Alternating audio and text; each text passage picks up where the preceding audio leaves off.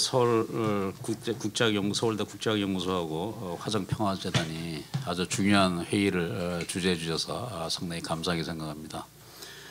모두의 그 신성호 교수께서도 말씀하셨듯이 금년이 정전 체제 30년, 그리고 한미 동맹 30년이 70년, 그리고 한미 동맹이 또 70주년이 맞는 그런 해죠.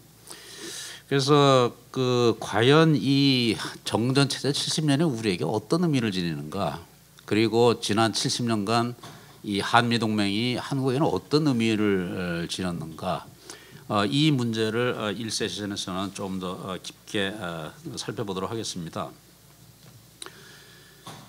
오늘 참석자들은 여러분들 제가 굳이 소개하지 않더라도 다 아시는 잘 아시는 이 사계 전문가들이십니다. 하영선 동아시아연구원 이사장님, 그리고 위성락 전 주 러시아 대사님, 그리고 전재성 서울대 교수님, 그리고 최하진 연세대 교수님. 이 네 분 모두 거의 평생 이 한국의 외교 정책과 그리고 동맹 문제, 그리고 이 국제 안보 문제를 다 연구해 주신 분들인데요.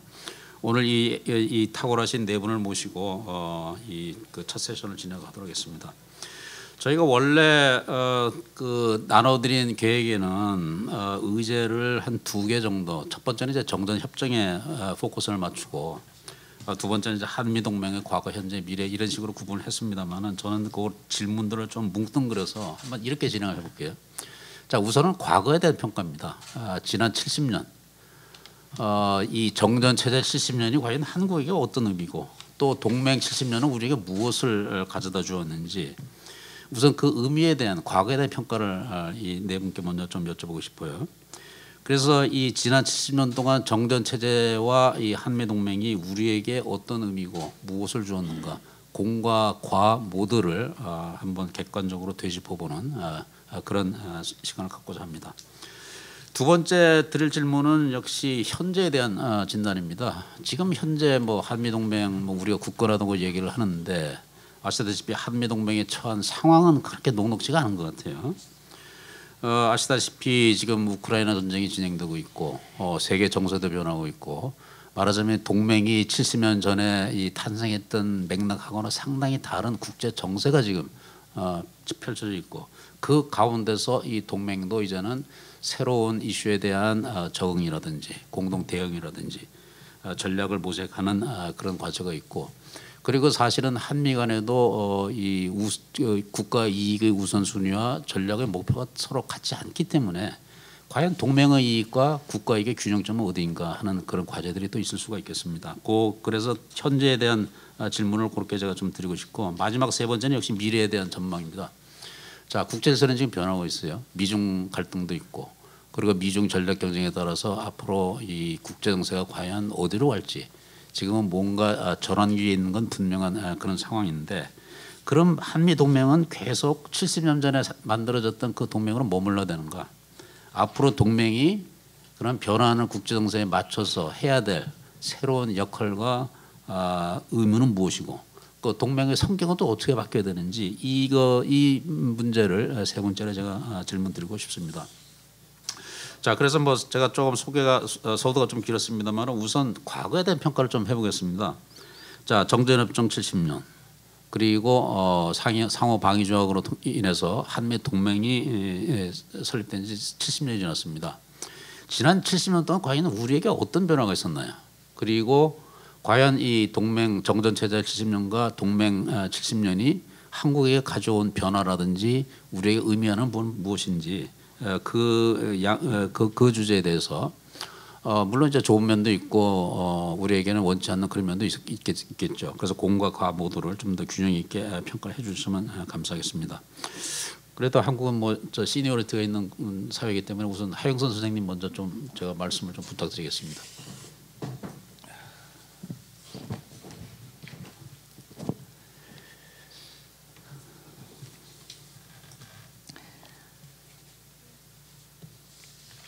금년이 정전 70년, 한국 동맹 70년에 대해서 이런 유사한 주제의 회의가 국내 국제회가 굉장히 많이 열리고 있는 것으로 알고 있습니다.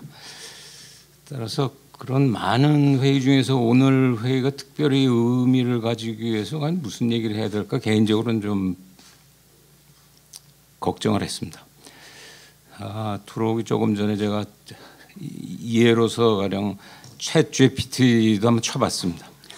이 주제로 쳐보니까 12가지적인 역사적인 의미가 있다고 하는 답이 뜨고 있는 것을 보고 그런 교과서적인 답을 제가 반복해야 될 이유는 없는 것 같아서 그래도 작은 그 기왕 모여서 우리가 이 문제를 논의하는 과정에서 그 조금 새로운 얘기를 보태려면 무슨 얘기를 할 수 있을까 하는 생각을 좀 했습니다.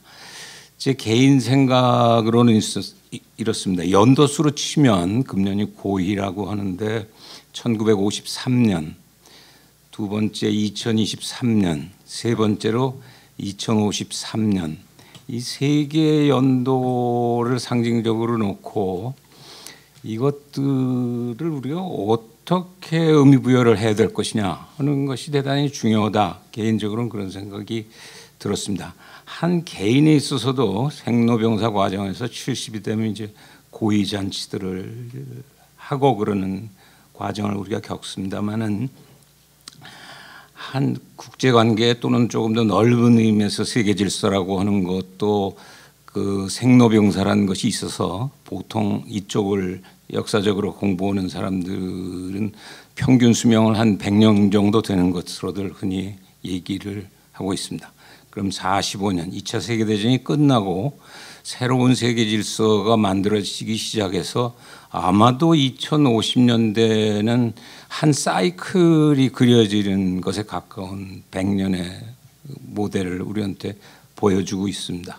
그렇게 보면 1945년부터 시작해서 특히 1953년은 어떤 의미를 가지는 것이냐 하는 얘기를 제 생각에는 우리 나름으로 정리하려면 하나는 국제 체제적으로는 어떤 역사적인 체험을 우리한테 가져다 준 것이냐 1953년이라고 하는 해는 두 번째로는 남북 분단 체제적인 의미로서의 1953년은 우리한테 가지는 의미는 무엇인가 하는 문제이고 마지막으로 세 번째는 그 남북한 국내 체제적인 차원에서 이 1953년을 되돌아본다고 그러면 이것이 가지는 의미는 무엇일까? 그런 얘기를 간략하게 좀 말씀드리겠습니다. 첫 번째, 우리는 흔히 이제 한국 전쟁이 개전되어서 그것이 종전이 되지 않고 휴전이 된 형태로 1953년을 맞이하는데 그것은 우리가 시야를 그 한반도에 집중해서 문제를 보고 있어서 그렇지 세계 질서 전체로 보면 1950년에서 1953년이라고 하는 시기는 굉장히 독특한 시기였던 것 같습니다. 아시다시피 냉전 질서라고 하는 것은 1945년 이후 바로 형성된 것이 아니고 처음에는 공간적으로는 유럽에서부터 시작하고 그 무대적인 차원에서도 비군사적인 차원에서 미소 간의 경쟁이 시작되기 시작합니다. 그것을 본격적으로 지구적인 차원에서 군사적인 무대까지 확대시킨 것에 그 촉매 역할을 했던 것은 바로 한국 전쟁이었습니다. 따라서 그런 의미에서 한국 전쟁은 세계 대전적인 의미를 가지고 있었던 전쟁인 것 같습니다. 그런데 그럼 1950년에 한국 전쟁이 개전되어져서 그 당시에 미국과 소련의 힘의 상대적인 비대칭성은 있었음에도 불구하고 그것이 왜 1953년에 휴전이라는 형태로 세계 질서, 냉전 질서는 모습을 드러내게 되는 것이냐라고 질문한다 그러면 제 생각에는 50년에서 53년이 본격적으로 지구적인 차원에서 군사 질서까지를 포함한 냉전 질서가 바로 완성되는 독특한 시기였습니다.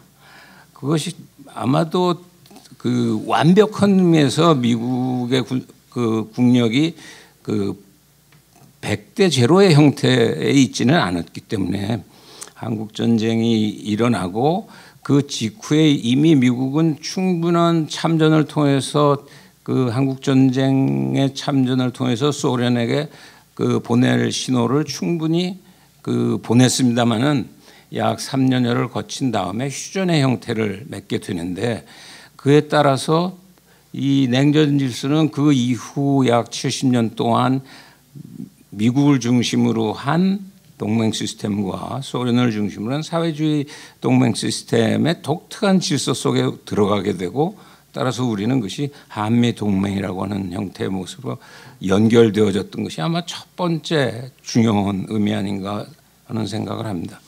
두 번째로는 분단 체제적인 차원에서 이미 48년에 남북이 그 독립 정부를 세웁니다마는 50년에서 53년 전쟁 과정을 거치면서 어쩌면 역설적으로는 남이나 북이나 반드시 전쟁을 끝내지 않고 싶었는지도 모름에도 불구하고 압도적인 국제체제적인 영향을 써서 결국은 휴전을 맺게 되는, 그러나 그것이 종전 또 그의 이후에 평화체제로 연결될 수는 없는, 현실적으로는 사실상은 냉전체제라고 하는 것이 본격적으로 시작되어지는 원년이 1953년이 되어졌고, 그에 따라서 국제질서적인 차원에서는 대땅뜨나 탈냉전, 21세기의 새로운 복합질서의 변화가 있음에도 불구하고 오늘날의 남북 대결의 모습이 좀채로 사라지지 않는 70년을 그대로 유지시키는 중요한 변화의 하나인 것 같습니다. 세 번째로 지적하고 싶은 중요한 1953년의 의미는, 종전은 되지 않았지만은 휴전이 된 이후로 나타난 가장 중요한 변화는 남북의 국내 체제가 한반도 내에서의 분단된 형태로의 근대 국가 건설을 위한 치열한 경쟁을 70년 동안 벌이게 되는 아마 시작이 되었던 것 같습니다.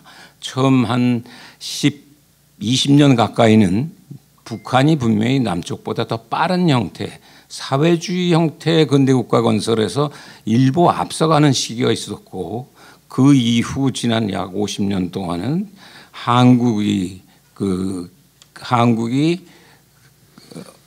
미국을 기반으로 한 자유민주주의 형태의 근대국가 건설에서 괄목할 만한 성장을 이루어서 결과적으로는 오늘의 남북의 근대국가 건설 형성에 있어서 상당한 격차를 보이는 모습을 보여준 것의 첫 출발이, 본격적인 출발이 1953년이 아니었던가 그런 생각이 듭니다.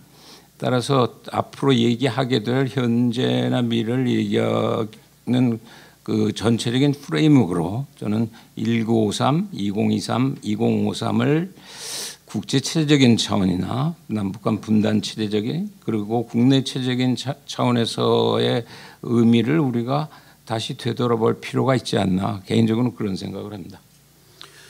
예, 감사합니다.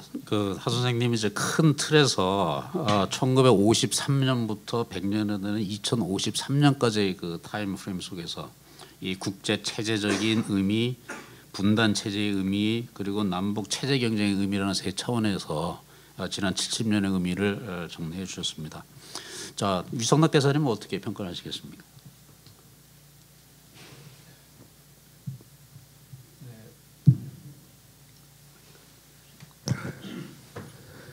감사합니다. 우선 이상현 소장님 소개 감사하고요. 또 화정재단하고 서울대 국제대학원 측에도 좋은 계기를 만들어 주시고 초청까지 해주셔서 감사하다는 말씀을 드립니다. 먼저 정전협정에 대해서 얘기를 해보겠습니다. 저는 하 선생님 말씀하신 좀 매크로한 구도 속에서 조금 세부적으로 얘기를 해볼까 하는데요. 올해가 정전협정 70주년이라는 말은 우리가 전쟁이 끝나고 70년이 되도록 평화 정착에는 성공하지 못했다. 이게 미완의 문제로 남아있다라는 뜻이 됩니다. 물론 정전체제가 평화 상태 비슷하게 운영이 된 점이 있습니다. 그런 면에서는 정전협정은 원래 디자인했던 소기의 역할보다는 더 많은 기능을 했다고 인정을 해야 될 겁니다. 이제 와서는 정전체제긴 하지만 꼭 평화체제를 해야 하느냐, 이게 다 평화 아니냐, 라는 주장이 있을 정도로 정전이면서 전쟁이 나지 않는 상태가 70년이 흘렀습니다. 그런 긍정적인 측면도 없진 않지만, 그러나 결국 남북 대결 긴장 여전하고 미북 대결 긴장 관계 정상화 없고 일북 관계 정상화 없는 사실은 현실입니다. 그러니까 어떻게든 지금의 이런 비정상적인 또 긴장으로 점철된 정전 상태는 개선해야 하는 건 맞긴 맞습니다. 이런 정전 상태를 개선하려는 시도가 없었던 건 아니라고 기억됩니다. 우선 90년대에 탈냉전이 시작되었을 때가 한 번의 기회였다고 생각합니다. 그때 우리는 노태우 정부였는데 북방외교를 시도해서 그것을 통하여 국제적인 탈냉전 흐름을 한반도에도 가져오고 한반도에서도 평화정착, 교차수교, 화해협력의 길을 가려고 했고 잘하면 갈 수도 있었다고 생각합니다. 저는 그 당시에 북방외교 주무로서 소련과의 관계 개선 업무를 맡아본 적이 있습니다. 그런데 우리가 77 선언을 통해서 교차, 수교 등등 화해협력, 평화정착 제안을 하긴 했습니다만 실제로 그 이후에 77 선언대로 이행한 건 아닙니다. 그래서 우리의 북방외교는 소련하고 중국하고 수교하는 데 그쳤고 남북관계는 남북기본합의서 비핵화 선언까지 잘 가다가 결국은 다시 나빠졌습니다. 미북관계, 일북관계 개선은 없었습니다. 그때 우리는 77 선언에도 불구하고 미북과의 관계 개선, 미북 관계 개선, 일북 관계 개선에 반대한 바도 있습니다. 그렇게 된 배경에는 미국은 미국대로 미소 냉전에서 승리했다는 승리주의가 충만했고 한국은 한국대로 한반도에서의 냉전도 남쪽이 승리했다라는 승리주의가 많이 있었기 때문에 북한에 대한 북한이 어떤 문제의식을 가질까, 북한을 어떻게 대해야 할까 하는 그 원모 심려는 충분치 않았다고 생각합니다. 결국 북한은 한국이 소련과 수교하고 한국이 중국과 수교하는 상황을 보고 위기감을 느끼고 박탈감을 느끼고 고립감도 느끼고 배신감도 느낍니다. 그 결과로 북한이 대안으로 내세운 것이 생존을 위한 핵개발이 됩니다. 세계가 탈냉전으로 가는데 한반도는 평화정착의 기회를 놓쳤을 뿐만 아니라 북한 핵 문제라고 하는 새로운 난제를 또 떠안게 된 것이 이 계기입니다. 이 계기를 놓친 거죠. 그래서 그 이후는 정전 상황에 더해서 북한 핵 문제가 생겨나고 긴장과 대결로 30년이 흘러가게 됩니다. 두 번째 상황을 바꿔보려는 시도가 노무현 정부, 문재인 정부에서 있었던 종전선언이라고 할 수 있습니다. 일종의 시도는 시도입니다. 결국 잘 안 된 시도지만 종전선언을 먼저 해서 상황 변화를 추동해 보자 하는 이제 아이디어가 나온 건데 대체로 워싱턴의 호의를 얻지 못했습니다. 저는 이 사안을 다룰 때도 외교 현장에 워싱턴에 있었습니다. 그래서 내막을 좀 아는데 우선 미국은 종전선언을 먼저 한다. 종전의 조건이 아주 복잡한데 그 조건을 협상하기 전에 선언부터 한다는 것에 대해서 아주 생소하게 생각합니다. 이런 접근은 전형적인 한국식 접근입니다. 한국에서 일단 홍보적 기제를 터뜨리고 그 에너지를 동원해서 뭐 후속을 한다는 건데 미국 사람들이나 서양 사람들의 생각은 그와는 반대입니다. 먼저 절차적인 문제를 세심하게 협의를 하고 그 결과가 다 수습이 되면 그 결과물로서 종전이 나와야 된다 이렇게 생각하는 것이니까 좀 앞뒤가 바뀐 거죠.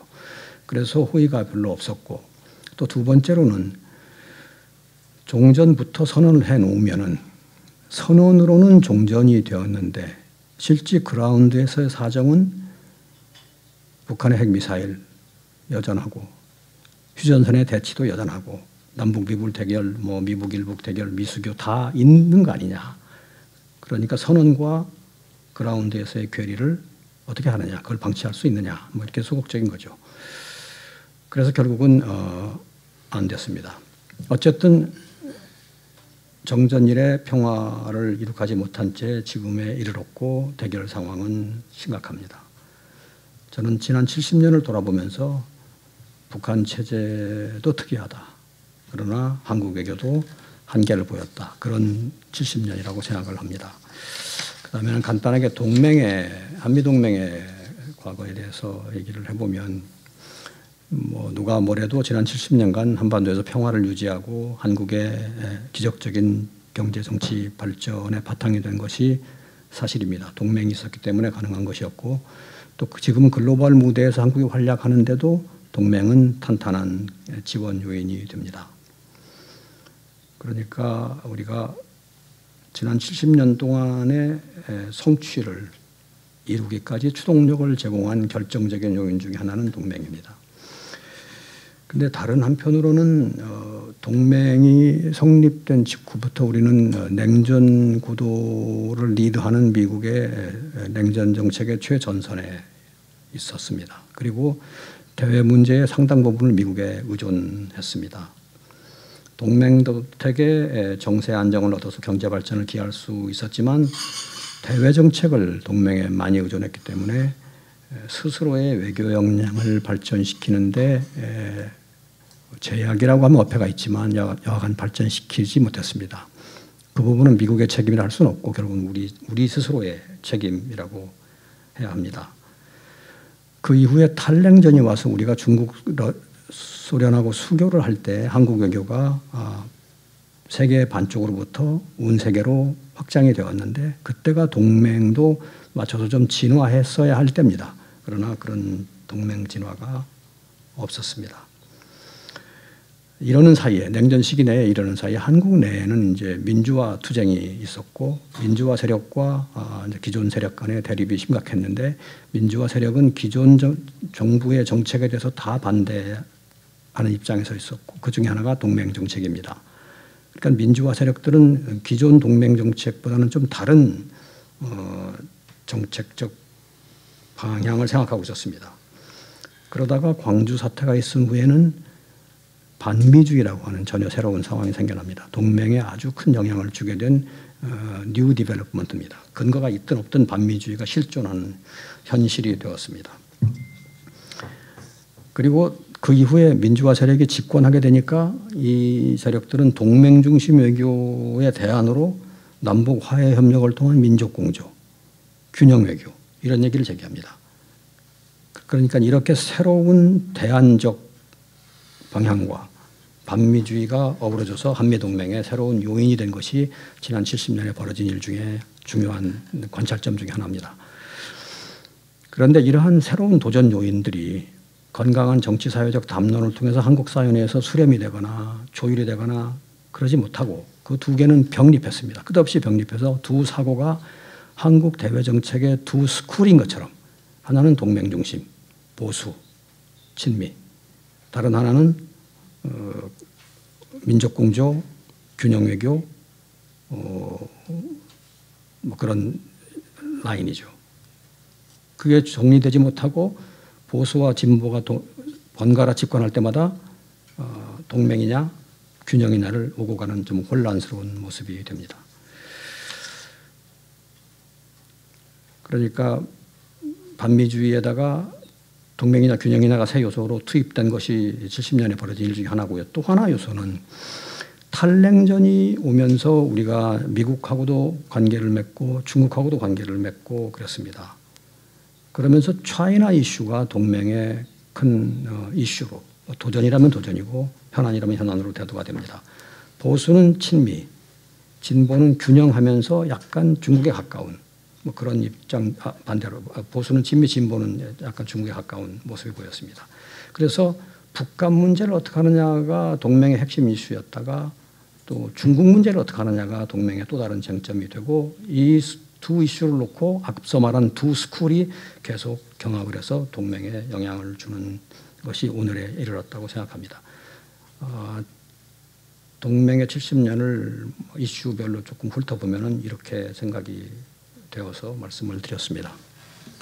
예, 감사합니다. 그 위성락 대사님께서는 이제 70년 정전 체제 그리고 동맹 70년을 이제 쭉 그 평가를 해주셨는데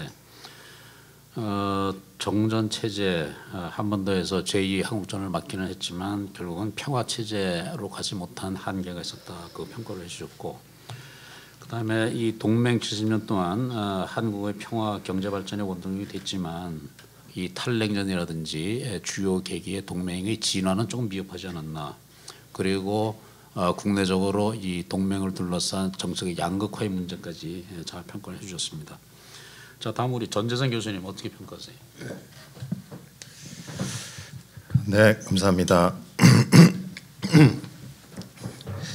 중요한 회의에 초대해 주셔서 감사드리고요. 앞서서 두 분께서 좋은 말씀을 많이 해주셨는데요. 몇 가지만 좀 덧붙이는 말씀을 드리도록 하겠습니다. 우선은 한국 전쟁의 성격에 관해서 어떻게 볼 수 있느냐 하는 건데, 한국 전쟁은 이제 복합적인 여러 가지 의미를 가지고 있다고 생각합니다.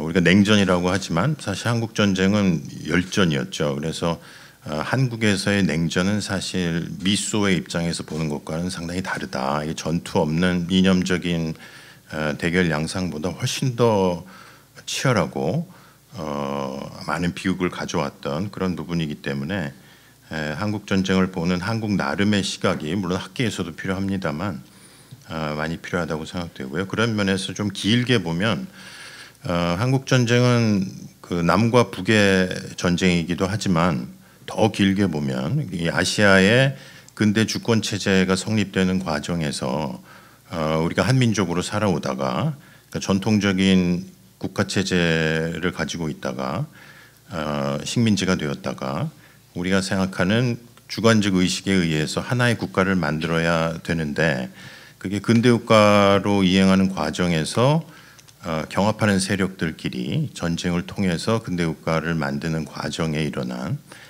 국가 건설 전쟁이라고 볼 수 있는 거죠. 유럽에서도 근대 국가 체제가 마련될 때 그런 전쟁은 30년 전쟁 때 17세기 얘기이긴 합니다만 생겨난 전쟁이다. 따라서 두 개의 국가가 싸운 전쟁이 아니고 한국 전쟁은 아직 국가가 수립되지 못한 근대 이행기에 근대 국가의 주체가 되고자 한 두 집단 간의 전쟁이기 때문에 일반적인 근대 전쟁보다는 훨씬 더 근본적이고 더 많은 문제를 제기하는 것 같습니다. 그런 면에서 한국 전쟁이 지금 정전 상태에 있는데 그것이 평화 체제가 된다고 해서 한국 전쟁의 의미가 해결되는 것은 아니지 않는가 그런 생각이 들거든요. 왜냐하면은 이 한반도 위에 우리의 국민이 어떠한 정당한 하나의 국가를 만들 것인지 또는 아예 두 개의 국가를 만들 것인지에 대한 아직도 우리는 우리가 원하는 근대 국가를 만들지 못했기 때문에 평화 체제보다는 훨씬 더 근본적인 아마도 통일의 문제나 또는 새로운 한반도의 거버넌스랄까요 하는 문제하고 연결된 문제이기 때문에 한국 전쟁이 좀 짧게는 냉전 초입에 지구적인 함의를 가진 아까 신성원 교수도 그렇게 말씀하셨습니다만 그런 의미를 가진 전쟁이기도 하지만 더 넓게 보면 비서구 지역의 근대국가 수립 과정에서 겪고 있는 정치체의 근대 이행기의 문제다. 그것은 중동도 그렇고 뭐 중국도 어떻게 보면 두 개의 중국으로 갈려져 있기 때문에 근대국가 수립을 아시아에서 어떻게 수립해야 되느냐 하는 굉장히 긴 의미를 가진 전쟁이었다 그런 생각이 들고요. 그런 면에서 한국 전쟁을 어떻게 종료하느냐 하는 것이 역사적인 의미를 가진다. 그렇게 첫 번째로 말씀드릴 수 있을 것 같고요. 두 번째는 한국 전쟁의 정전 협정은 한국 전쟁의 군사적 측면만을 규정한 협정입니다. 다 아시는 것처럼 말 그대로 정화죠. 그래서 시스파이어이지 남북 간의 정치적 관계를 규정한 부분은 전혀 없는 파생된 부분은 있지만 따라서 정전 체제가 유지된다는 것은 군사적 측면에서 서로 합의한 부분만 지켜진 것이지 그 이후에 남북이 어떤 정치적 관계를 가질 것인지에 대해서는 원래는 제네바 회담에서 통일을 위한 정치 협상이 이루어지기로 했지만 결국 무산됐고 이후에 대사님 말씀처럼 1991년 전후로 냉전기의 남북 관계가 유엔의 두 개의 주권 국가로 동시 가입하면서 물론 특수관계가 전제되어 있기는 합니다만 따라서 정전 체제가 한반도 거버넌스를 규정한 것은 아니었다. 따라서 그 나머지의 엄청난 공백을 정치적 공백을 메꾼 것은 아주 힘의 균형에 의해서 만들어지는 어떤 체제가 전제되어 있지 않은 그런 굉장히 열린 문제였기 때문에 그만큼 경쟁이 치열했고 특히 군사적인 경쟁이 거기서 차지하는 한미 동맹의 의미는 뭐 대단히 크다고 볼 수 있을 것 같습니다. 한미 동맹을 축으로 남북 간의 군사력 균형 또는 지금의 우위를 통해서 북한을 압도할 수 있기 때문에 그것이 굉장히 중요한 의미였고 하지만 그 정전 체제 역시 뭐 우리가 잘 아는 것처럼 대부분 무실화되었다. 북한이 그 군사정전위원회나 중립국 감시위원회를 다 무효화시켰기 때문에 또 그 2조에 되어 있던 그 추가 무기 장비 반입 금지라든지 그런 건 북핵 문제로 뭐 완전히 무효화된 상태이기 때문에 정전 체제가 규정한 남북 간의 군사 부분도 사실은 뭐 상당히 무효화된 셈인데 그럼에도 불구하고 정전 체제는 한반도의 군사 균형을 이루는 데는 의미는 있지만 나머지 부분을 해결해야 되는 굉장히 많은 숙제를 남겨주고 있는 그런 상황이라고 볼 수 있을 것 같습니다. 따라서 한반도의 어떤 제도적 측면을 규정하는 부분은 점차 줄어들고 있기 때문에 적나라한 힘의 대결을 어떻게 관리하느냐 하는 게 굉장히 중요한 것 같고요.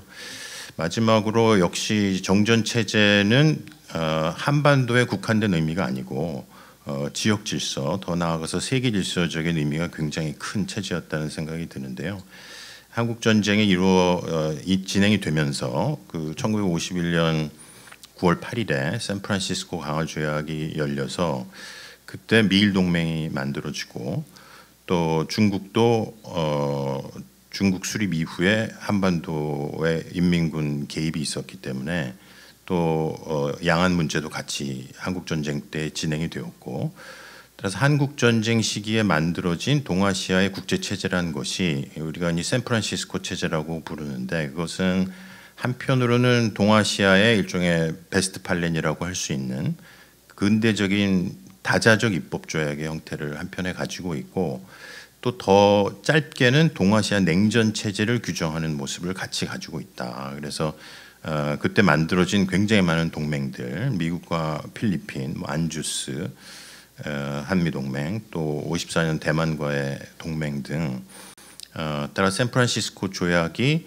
동아시아 체제를 규정했고 지금도 규정하고 있기 때문에 우리의 정전 체제는 지역적 함의를 굉장히 강하게 가진다는 거죠. 따라서 지금 이제 다음에 얘기하게 될 한미 동맹이 가지는 의미는 대북 억제나 군사용을 넘어서서 동아시아 지역 질서 함의를 여전히 가지고 있는데 그걸 우리가 어떻게 소화할 것인가 하는 것이 대단히 중요하고요. 그런 면에서 지금 되돌아보는 70년의 정전 체제라는 것은 이 한반도 문제가 가지는 이제 지역적 세계적 함의를 다시 되돌아보게 하는 그런 부분이 있다 그런 생각이 듭니다.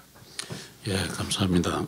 전재생 교수께서는 이제 한국 전쟁이 굉장히 복합적 의미를 지닌 그런 전쟁이었다 이렇게 평가를 하시고 크게 보면 아마 아시아에서 그러니까 비서구 지역에서 근대화 세력 간의 충돌이고 그 냉전 초입의 국제적인 성격을 가진 그런 전쟁이었다.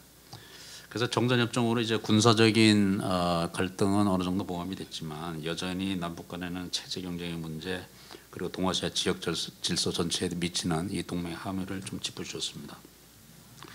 자, 최하진 교수님 어떻게 평가하십니까? 예.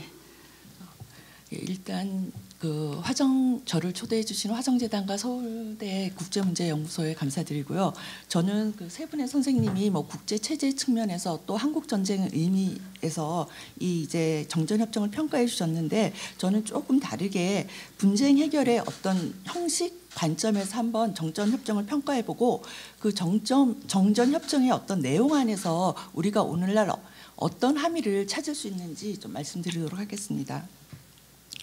국제 질서가 사실은 이제 대탕트와 탈냉전을 거치고 또 한편에서는 그 평화적인 어떤 방법의 그 분쟁의 평화적인 방법에 대한 그 증진 방법이 이제 발달하면서 사실은 이제 국제 구조의 변화와 함께 세계적으로 많은 이제 분쟁은 평화적으로 해결하자는 그런 노력들이 있어 왔고 그런 수가 사실은 증가해 왔습니다.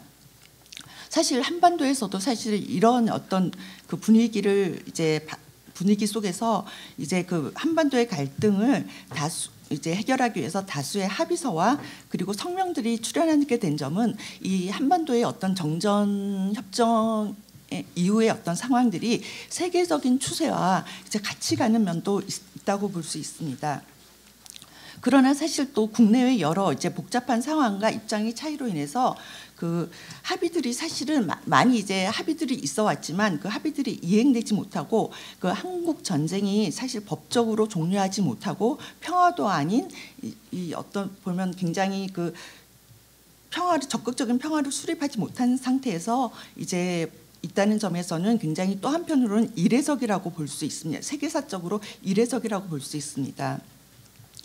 특히 그 국제 질서의 변화 기간에 사실 많은 국가들이 사실 그 이 구조적 기회를 이용해서 구조적 변화를 활용하면서 이제 평화적인 어떤 분쟁 해결을 이제 그 성공한 것에 비해서 사실은 한반도의 경우에는 북핵 위기가 나타나면서 다시 새로운 어떤 그 대립의 단계에 진입했다고 볼 수 있습니다.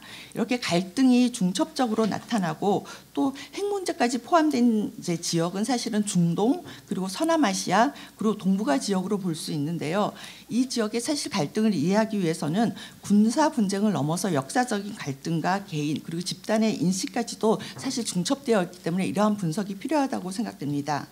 저희가 잠깐 이제 제가 국제정치 전문가로서 그 이론적인 측면에서 보면요, 사실은 이제 분쟁의 종료에 대한 그 이론이나 체계적인 어떤 분석은 전쟁 원인에 대한 분석보다는 사실은 다양하게 이루어지지 않고 제한적으로 지금 이제 구성되어 있는데요. 사실 이것은 이제 저희가 이제 전쟁 방지에 우선 방점을 찍어두고 있다는 점에서도 볼 수 있고.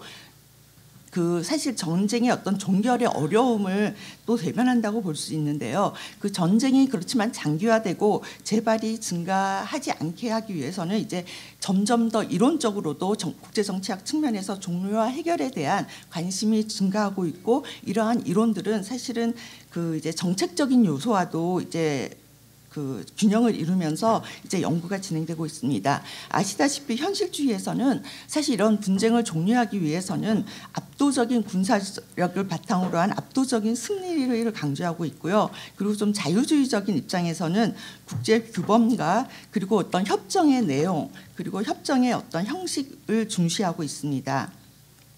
그리고 그 구성주의자 입장에서 보면요, 그 국제적인 규범이나 지도자에 대한 인식, 성향 그리고 심리적 영향까지도 분석하고 있는데요. 제가 이 말씀을 드리는 거는 이제 우리가 정전협정, 한국 전쟁의 종료에 대해서 이해하기 위해서는 굉장히 복잡다단하다는 것, 그리고 이런 그 이제 분쟁을 해결하기 위해서는 사실은 아주 아직도 그런 어떤 이론적인 방향이 설정되어 있지 않다. 그래서 굉장히 어려운 과제다라는 걸 말씀드리고 싶습니다.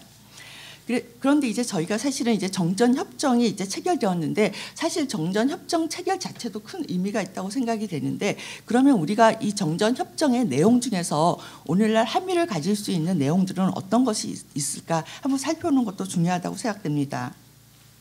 사실 이제 한국 전쟁이 발생하자 사실 유엔 안보리에서는 즉각적인 종식을 요청했었고 1950년대 말부터 외교적인 협상이 시작되면서 휴전 협상이 시작되었고 초기에는 사실은 중국의 반발로 큰 성과가 없었습니다.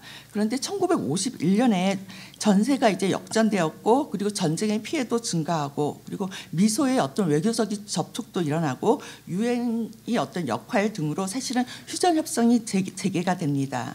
그래서 사실은 휴전 협상의 초기 단계에서는 그 외국군 철수 문제와 당사자 문제 등으로 인해서 사실은 협상 의제에 있어서 합의를 이루는 대로 사실 합의를 이루는 데 있어서도 한계점을 보였으나 결국에는 5가지 의제의 합의를 이루게 됩니다.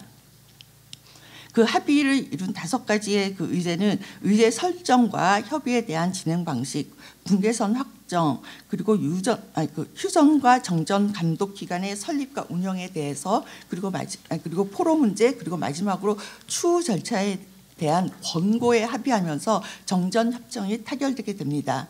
사실 전체적으로는 그 군사적인 합의로서 어떤 정치와 외교적 문제를 포함하는 평화협정 및 평화협정 합의라고는 보기 어렵지만 사실 여기서 합의한 3가지 의제는 오늘날까지 그 한미가 있다고 생각이 됩니다. 첫 번째로는 군사적 지대로서의 비무장 지대의 건설인데요.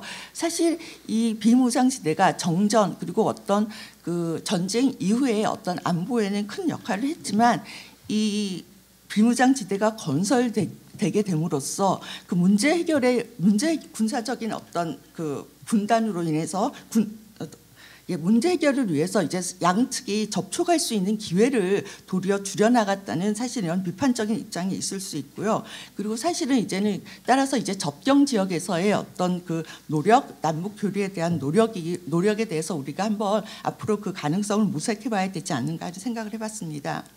그리고 두 번째로는 군사정전위원회의 중립국위원회의 설립과 제약인데요. 앞서 그 전재성 교수님께서 말씀하셨듯이 사실 이게 굉장히 성공적이지 못하고 거의 해체 수준이었는데요. 사실 이 중립국 참여의 문제는 앞으로 우리가 이제 정전협정을 평화협정으로 바꾸고 한반도의 어떤 평화를 달성하기 위해서 어떤 제3국의 역할이라든가 아니면 이제 한반도의 문제를 세계적인 문제, 지역 문제로 확장하기 위해서 필요한 우리가 이제 한번 경험을 이제 한번 그 어떤 경험과 이런 제약들을 한번 좀 검토해봐야 되는 것이 아닌가 생각해봤습니다. 그리고 세 번째로는 사실 이 정전협상의 군사적 어떤 합의에 그쳤지만 이 중요한 점은 합의를 형성을 위한 정치적인 협상을 권고하고 있다는 것입니다. 사실 오늘날까지 이 권고가 어떻게 보면 지켜지지 않는다고 볼 수 있는데요. 따라서 앞으로 그 평화협상의 어떤 조건과 관련해서는 이 정전협정에서 권고하고 있는 그 평화협정의 문제를 사실은 계속 우리가 논의해야 되지 않을까 생각이 들고요. 이런 점에서는 사실 그 대표적인 어떤 전쟁의 어떤 종료하고 이제 통일을 이룬 사례가 사실은 저희가 독일 얘기를 많이 하고 있는데 사실 그 독일과 저희를 비교할 때는 굉장히 차이점이 많습니다. 그렇지만 이런 차이점에도 불구하고 사실은 저희가 독일의 사례에서 이제 앞으로 평화협정이나 이런 정치적 외교적인 이제 합의를 이루어 나가야 하는 입장에서 봤을 때는 그 독일의 그 사례에서 보면 일단은 독일에서 어떤 내부적인 합의가 형성되었다는 것이고요. 또 하나의 중요한 것은 이 독일의 문제를 유럽의 문제로, 유럽의 평화의 문제로 확장해서 문제를 해결해 나갔다는 점이라고 생각이 됩니다. 1967년도에 바르샤바 조약의 기구가 이제 사실은 그 유럽 평화 안보 선언에 이제 안보 선언을 발표했는데 사실 이 서독은 냉전의 상징인 이제 할슈타인 이제 원칙을 이제 변화의 어떤 필요성을 인식하고 서독에 있어서의 삼인당과 기민당 그리고 야당인 자민당까지 이제 새로운 접근에 대한 합의의 필요성을 느끼고 여기에 대해서 독일이라는 것은 이제 동서유럽의 교량 국가이며 유럽의 평화적 질서를 추구하는 의무가 있다고 밝힘으로써 어떤 그 독일 통일의 단초를 마련하게 됩니다. 사실 이러한 어떤 역사적인 사례 그리고 정전협정에서 사실은 제시하고 있는 어떤 그 외교적 어떤 그 정치적 방법의 제시에 대해서는 앞으로 우리가 다 이렇게 좀 발전시켜 나가야 되지 않는가 하는 게 어떻게 보면 정전협정의 어떤 우리가 정전협정을 이해하고 평가하는데 필요한 것이 아닌가 생각해봤습니다. 예, 감사합니다. 최하정 교수께서는 이제 정전협정이 이 평화 상태도 아니고 어찌 보면 좀 이례적 상황이다 이렇게 평가를 하셨고, 그리고 국제 정치 뭐 현실주의라든지 자유주의, 구성주의 같은 여러 가지 이론적 시각에서 검토하고 이 앞으로 이제 정전 체제가 가지는 과제, 평화협정으로 가야 되는 그런 문제점까지 지적을 해주셨습니다. 그 제가 뭐 1세션은 이 모두 발언 성격이기 때문에 제가 그 타임 컨트롤 별로 안 했는데요. 이 두 번째 라운드부터는 조금 더 간략하고 집약적으로 좀 말씀해 주시면 감사하겠습니다. 사회자 나름대로 이제 그 지난 70년을 그 의미를 정리하자면 이런 것 같아요. 결국은 이제 국제 체제적인 의미가 있다.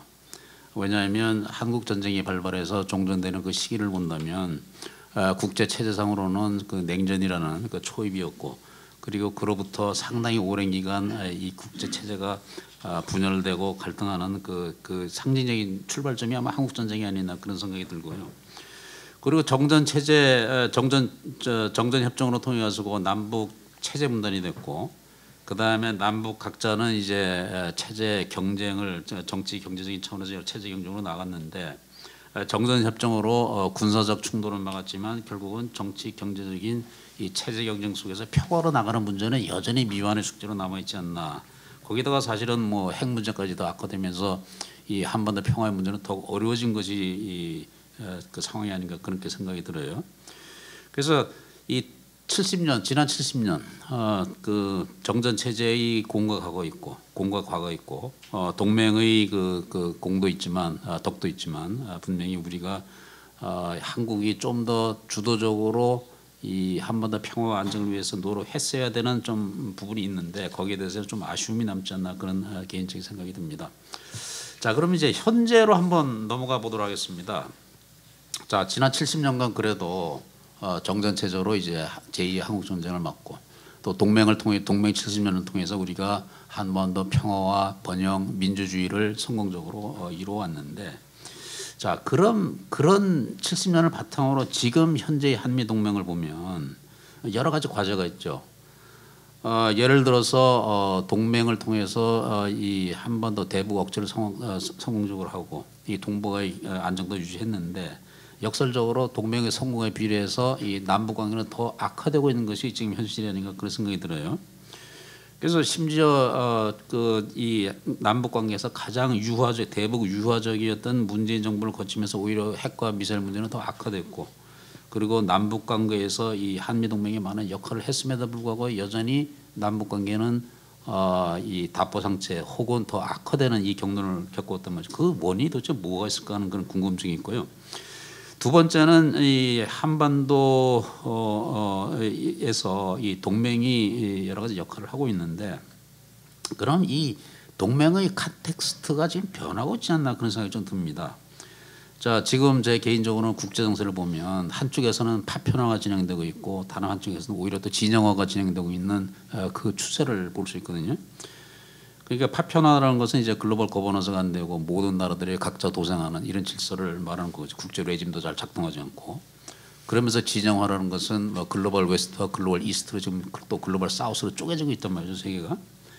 그러면 이런 상황 가운데서 여러 가지 불확실성과 리스크가 증대하는데, 제 생각에는 아마 우크라이나도 그런 그 징후로 나타나는 것이고, 그리고 앞으로 아시아 예선을 본다면 대만 해협, 동중국해, 남중국해 문제, 한반도 이런 것이 다 어찌 보면 관리 잘못하면 폭발성이 있는 플래시 포인트거든요.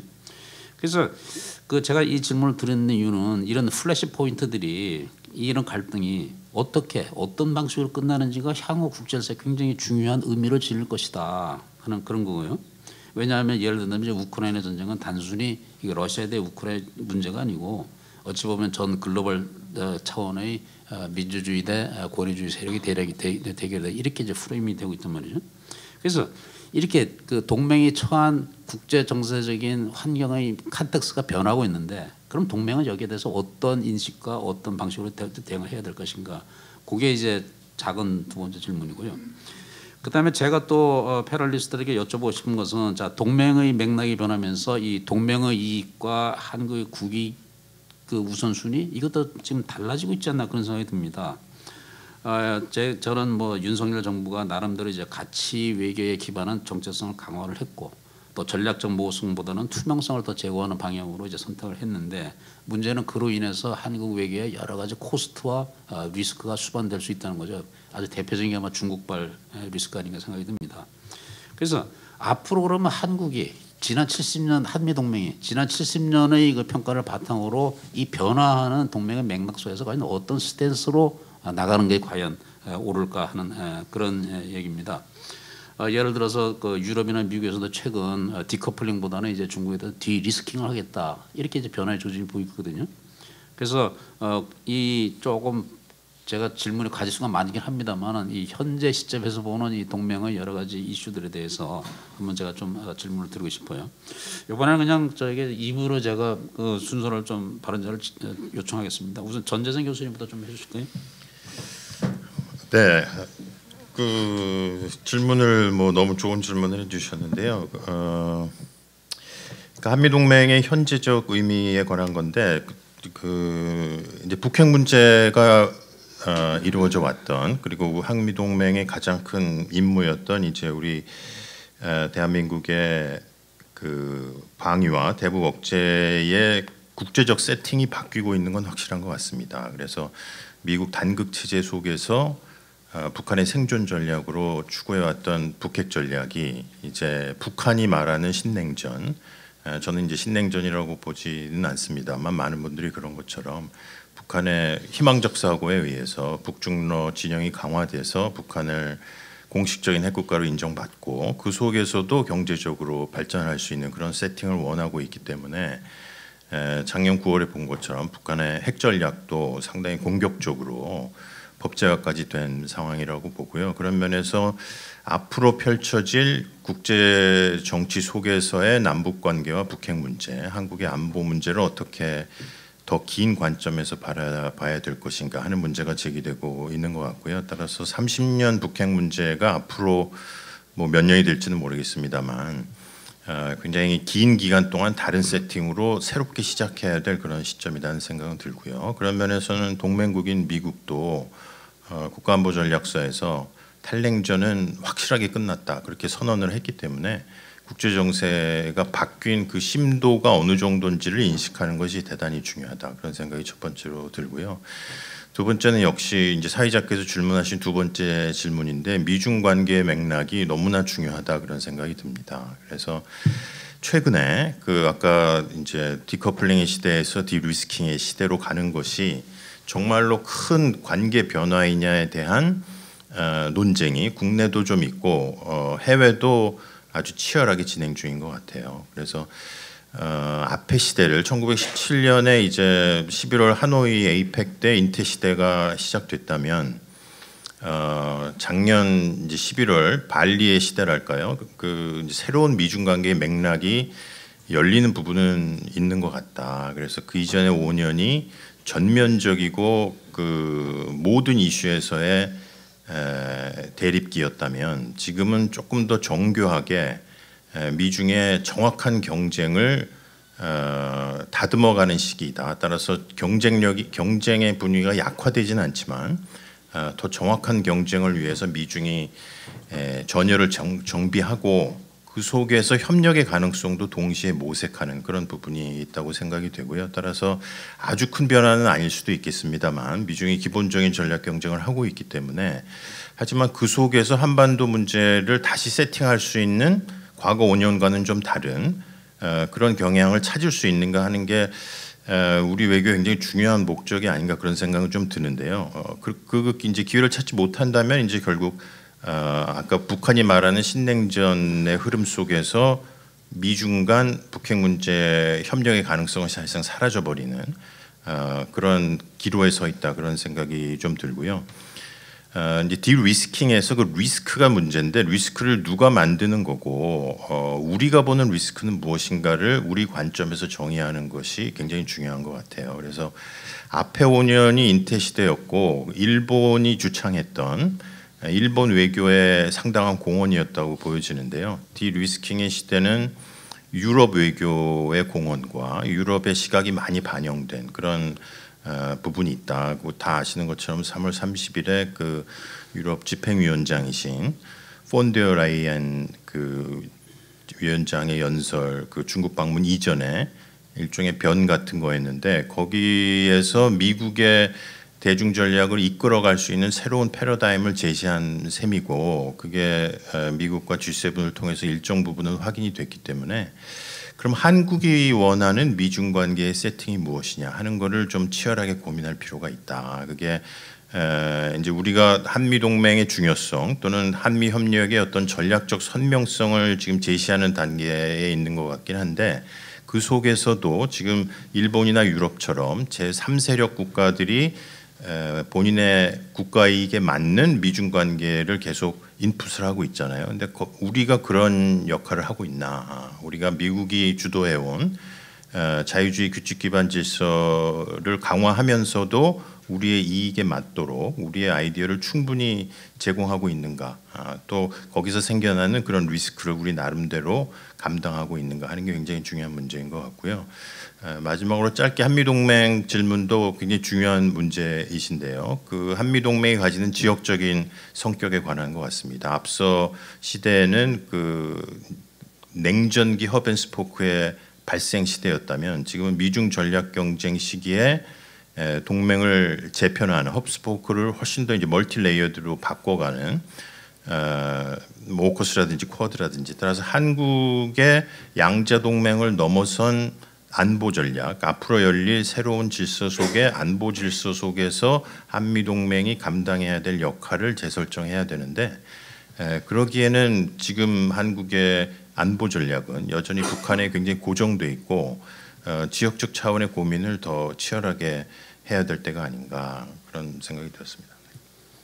예, 감사합니다. 한국이 이제 양자 동맹을 넘어서는 이 지역 역할 그리고 안보 전략이라든지 역할을 설정해야 된다, 이제 주문을 해주셨고요. 자, 그 최하진 교수님 생각 좀 말씀해 주시죠. 예. 간단하게 일단은 그 한미 동맹의 역할에 대해서 일단은 여러 앞에서 선생님들이 말씀해 주셨지만 잠깐 뭐 반복을 하자면요. 한미 동맹이 지난 70년간 지역적인 안정 그리고 남북 관계 억제력 그리고 그 전쟁을 억제시키고 지역의 어떤 안정을 유지해 온 거에는 모두 이의가 없을 것이라고 봅니다. 그리고 또한 이 한미 동맹이 사실은 이런 군사적인 것뿐만 아니라 이제 경제 성장, 사회 문화적인 측면에서도 많은 기여를 해왔는데요. 사실 지금은 이제 국제적으로 여러 가지 변화의 시기인 만큼 우리가 이제 한미 동맹의 의미 그리고 발전 방향에 대해서 한번 심각하게 다시 한번 어떤 국내적인 논의를 시작해야 될 때가 아닌가 생각합니다.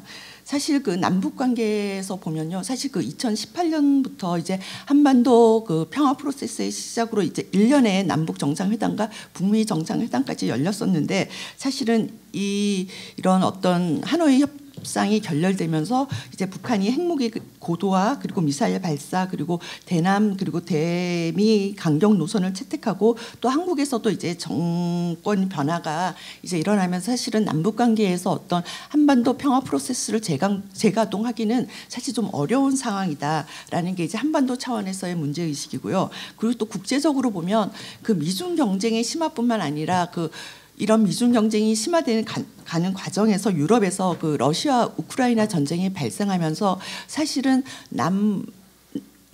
북중러 그리고 한미일 어떤 협력이 강화되면서 사실은 어떤 의미에서는 부정할 수 없이 이렇게 그 국제적으로 어떤 그 환경이 사실은 그 남북 관계나 한미 동맹에 많은 과제를 안겨주고 있는 시기가 아닌가 하는 생각을 해봤습니다. 그래서 사실은 그러면 이 한미동맹을 어떻게 우리가 어떤 점에서부터 이제 논의를 개선이나 발전 방향을 논의해야 되느냐 생각을 해보면요. 일단은 사실은 저희가 국내적으로 할 수 있는 것부터 한다면요. 사실은 한미동맹이 많이 이제 정치화되어서 앞에서 위성락 대사님하고 전재성 교수님께서도 말씀해 주셨는데, 이 동맹이 정치화되는 거를 우리가 좀 이제 지양해야 되지 않을까 하는 생각을 해봤고요. 둘째로는 이제 미국이 이제 미중 경쟁에 대해서 중국을 견제하기 위해서 펼치는 그 인태 전략과 여러 가지 이제 다양한 이제 그 협의체들에 대해서 과연 한국 외교가 어떻게 그 기여를, 그러니까 반드시 한미 동맹의 양자적인 어떤 발전뿐만 아니라 지역의 평화와 그 협력을 위해서 어떤 역할을 할 수 있을지, 저희가 이제 사실은 이제 국력이나 여러 가지 영향력의 측면에서도 사실은 과거와 같은 좀 일방적인 영향을 받는 상태보다는 좀 더 저희 나름대로의 외교 다변화와 여러 가지 방법으로 외교 전략을 지금 모색해야 되는 시기가 아닌가 하는 생각을 해봤고요. 그리고 또 하나는 사실은 그러면서도 동시에 사실은 저희가 사실은 신냉전 그리고 미중 관계의 어떤 전선이 지금 재조정되고 있다고 말씀하셨는데, 사실 이러한 기회를 이용해서 사실 저희가 한중일 협력 그리고 미국과 중국을 포함하는 아주 낮은 수준에서의 어떤 노력이지만 저희가 한국이 꼭 할 수 있는 것이 아닌가, 그리고 노력해야 되는 부분이 아닌가 생각해봤습니다. 이상입니다. 예, 감사합니다. 그 유성락 대사님은 좀 어떻게 생각하시는지 좀 말씀해 주시죠. 네, 먼저 지금 우리 이 주변의 상황을 간단히 일별하면서 얘기를 시작해 보겠습니다. 지금 북한의 핵 미사일 위협은 사상 최고도입니다. 남북 관계, 미북 관계는 다 단절되었습니다. 이런 상황이 2018년 19년간에 있었던 남북미 정상 담판이 결렬된 후에 도래했습니다. 그리고 한반도의 주변 여건이라고 할 수 있는 미중 대립은 계속 첨예화되고 있고, 또 우크라이나 전쟁 이후에 미러 관계 또한 악화일로입니다. 그리고 우크라이나 전쟁은 미중 관계에도 부수적으로 부정적인 영향을 줍니다. 결국 우크라이나 전쟁은 2차 대전 후에 있었던 어느 전쟁보다는 훨씬 더 큰 영향을 국제 질서에 미칠 것이고, 아마 2차 대전 전후만큼은 아니지만 약간 우크라이나 전쟁 전과 후에 세계 질서가 크게 다르게 되는 상황을 초래할 겁니다. 그 상황에 대해서 한국이 적절한 대처를 해야 할 필요도 생겨나고 있습니다. 그처럼 지금 미중 미러 대립이 굉장히 심하다 보니까 이러한 상황은 한반도 자체에 부정적인 영향을 줄 뿐만 아니라 북한에게 운신 도발 공간을 더 열어주고 있는 것이 사실입니다. 중국과 러시아가 점점점 더 대미 대결 심리라는 스펙트럼으로 한반도 문제, 북한 문제, 북핵 문제를 보고 있기 때문입니다. 단적인 예가 북한이 ICBM 실험을 해도 유엔 안보리에서는 중국과 러시아의 반대 때문에 아무런 조치가 없습니다. 그만큼 지금 한반도 상황은 위태롭습니다. 덧붙여서 대만 해협 등 인근 지역에서의 상황이 일어날 가능성도 있고, 미중 대립이 심각하기 때문에 이러한 상황이 한반도에 비화될 가능성도 점증하고 있습니다. 이처럼 북한의 위협, 또 미중 대립, 우크라이나 상황에 따른 미러 대립과 우크라이나 전후 이후 상황, 이런 것들은 한미 동맹의 필요성을 더 강조해 준다고 하겠습니다. 동맹이 있어야지 이런 난국을 우리가 헤쳐나갈 수 있다고 할 수 있겠습니다. 그러니까 한미 동맹이 대처해야 될 대상이 북한 중심으로부터 이제는 중국도, 이제는 또 러시아도, 그리고 글로벌한 차원에서 한국이 역할을 늘려가기 위해서도 동맹이 필요한 그런 좀 동맹이 겨냥해야 될 여러 가지 타겟들이 늘어난 거라고 할 수 있습니다. 그런데 이런 상황에 대처하기 위해서 한국은 아무래도 주변의 나라와 균형보다는 좀 더 동맹인 미국과 공조를 더 해나가지 않을 수는 없을 겁니다. 그렇지만 그렇게 할 경우에는 그래도 여전히 지정학적인 이유로 한반도의 현재와 미래에 큰 영향을 미치는 중국과 러시아를 어떻게 할 것이냐는 문제가 남습니다. 지금처럼 진영 구도가 첨예화되는 상황에서는 대미 정책의 이면이 바로 대중 정책이고, 대미 정책의 이면이 대러 정책이기도 합니다. 이렇게 둘이 분리되어 있지 않습니다. 그렇기 때문에 우리가 대처함에 있어서는 그냥 동맹과 공조를 하고 생겨나는 문제를 중국과 러시아 사이에 대처하고 하는 식의 그런 단선적인 대처를 할 게 아니고, 미국, 중국, 러시아에 대해서 통합되고 조율된 한국형 전략을 세워야 된다고 생각합니다. 그런 전략적 틀을 먼저 갖고, 동맹 공조 수위는 어디까지, 중로와의 외교 공간은 어디까지가 뭉뚱그려서 설정된 어떤 틀이 있어야 되지 않느냐. 그 틀 속에서 물론 한미동맹은 가장 중요한 위치를 점할 수밖에 없습니다. 그런 전략을 가지고 미중로에 대해서 종합 대처를 할 때가 아닌가 싶습니다. 지금 아시다시피 현 정부 들어서서 동맹을 크게 강화하고 북한에 대해서 강경한 정책을 취하고 했기 때문에 한미동맹, 한미일 공조 부분에서는 성과가 많이 있지만, 그것에 따른 이제 중국과 러시아의 반발이 가시화되기 시작을 했고, 특히 중국발 문제가 지금 당면한 현안인데, 그 문제에 대해서 미국 따로 중국 따로 대처하는 것보다는 한꺼번에 통합된 조율된 전략으로 임하는 게 좋겠다, 그런 말씀을 드립니다. 예. 예, 감사합니다. 지금 말씀하신 미중로 모두를 대상으로 한 통합도가 조율된 전략, 그것은 아마도 이 한국 외교의 그 미래 스탠스에 대한 또 숙제가 되는 그런 과제가 아닌가 생각이 들고, 그건 다음 질문에서 제가 또 한번 말씀을 좀 듣도록 하겠습니다. 자, 하영선 선생님 말씀 좀 부탁드립니다.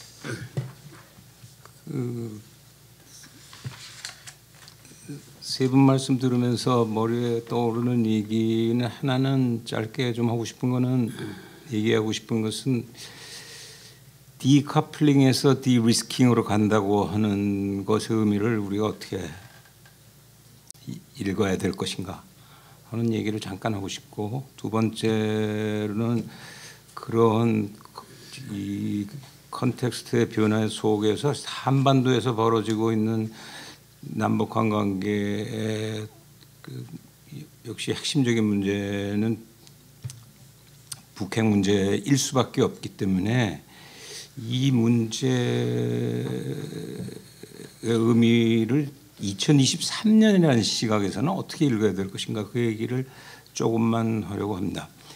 디커플링에서 디리스킹이라고 하는 것을 국내적으로도 의견은 갈려 있는 것 같습니다. 한쪽에서는 그게 그렇게 본질적인 변화가 일어나는 거 있는 것으로 읽어야 될 것인가, 아니면은 이미 그 중요한 변화가 일어나고 있는 것이기 때문에 우리가 대단히 주목해야 될 것이다 하는 것이 갈라져 있는데, 그에 대한 대답을 그것을 어떻게 읽어야 될 것인가와 관련해서는 이런 얘기를 하고 싶습니다. 우리가 지금 놓여 있는 컨텍스트를 때로는 무슨 신냉전이란 말도 쓰고, 또는 뭐 투키티데스 트랩 뭐 이런 용어 같은 걸 빌려서 얘기하기도 하고 합니다만은, 실제 그것보다는 조금 더 복잡한 그 컨텍스트 속에 우리가 들어 있는 것이 아닌가.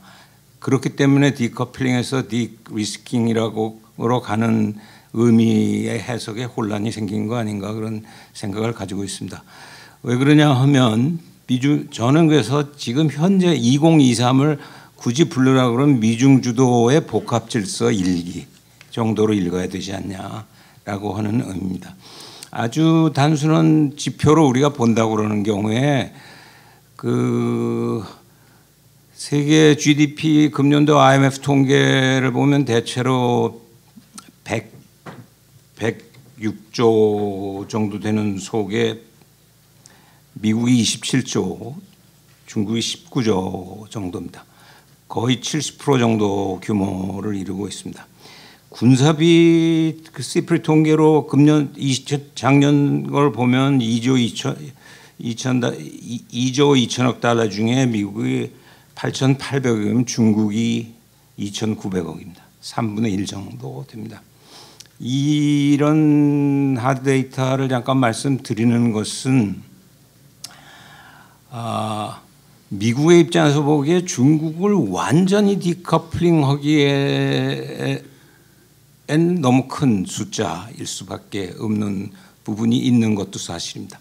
그러나 또 다른 의미에서 2023년부터 우리가 겪고 있는 세기를 근대적인 그 힘의 역량이나 이 탈근대적인 힘의 역량, 그리고 지구를 그 운영해 나가는 역량까지를 다 종합해서 본다고 하는 경우에는, 중국이 기대하는 것만큼 쉽사리 그 앞으로 다가오는 세기라고 하는 것이 기존의 미국과 동맹의 주도 모습에서부터 보다 다국화한 쪽으로 가는 것이 쉽사리 이루어지지 않을 거라고 하는 일면을 보여주고 있는 일면도 있습니다. 따라서 현실적으로 우리가 겪고 있는 현재의 질서의 모습은, 중국도 정확히 힘의 한계를 알고 있고, 역설적으로는 미국도 완벽하게 중국을 통제할 수 없다고 하는 것도 알고 있는 상황이기 때문에, 벌어지는 모습은 현실적으로 제가 그걸 미중 주도의 복합 질서라고 부르는 것은, 경제나 기술 차원에서는 그 디커플링보다는 디리스킹 쪽으로 갈 수밖에 없는 요소를 가지고 있고, 가치나 군사 차원에서는 특히 군사 차원에서 그 3대 1의 결정적인 격차를 보이는 속에서 정면 충돌할 가능성은 사실은 없다. 미중 간에서 하는 모습을 우리가 상정을 해야 되는 것이 아마 미중 주도의 복합질서 1기 아닌가. 그러면 상대적으로 군사적으로 정면 충돌할 위험성이 없다 그러면 그 속에서 그 위험 지역들, 인태 지역에서 특히 타이완이든지 남중국해든지 한반도 같은 것은 크게 걱정할 필요가 없는 것도 아니냐 하는데 역설적으로 그럼에도 불구하고 미중이 한계 안에서의 그 중요 무대에 따라서 디커플링에서 서서히 굉장히 조심스럽게 디리스킹을 점치고 있음에도 불구하고 여전히 굉장히 조심을 해야 될 부분은 미중 간의 그 질서가 운영돼 나가는 것과 그 주변 지역에서의 미중 간의 국제 정치를 운영하는 그 양상이라고 하는 것은 반드시 같이 움직이지 않는 딜레마가 있다. 따라서 타이완 같은 문제도 중국이 그것은 핵심 이익의 핵심이다라고 얘기하는 식으로 소위 핵심 이익 부분에 있어서는 분명히 정면 충돌할 수 없는 것을 알고 있음에도 불구하고 상당한 부분까지는 보다 과감하게 대응을 할 수밖에 없다고 중국이 주장하고 있는 부분이 있기 때문에 한반도 차원에서도 남북한이 만들어내는 드라마라고 하는 것은 여전히 그 휴전 70년이 지났음에도 불구하고 대단히 조심스러울 수밖에 없는 부분이 있는데 따라서 지난 70년 동안의 국제체제의 변화 그 속에서도 비극적으로 남북의 냉전의 그 갈등 관계는 지속적인 그 아픔을 계속해 왔고 그런 속에서 우리가 결과로 지금 마주하고 있는 것은 예측하지 못했던 핵미사일의 역량 강화라고 하는 대단히 어려운 숙제를 한반도가 등에 짊어지고 있다. 따라서 이것을 미중 주도의 복합 질서 속에서 우리가 어떻게 현명하게 푸냐 하는 것은 대단히 큰 숙제다. 2023에서는.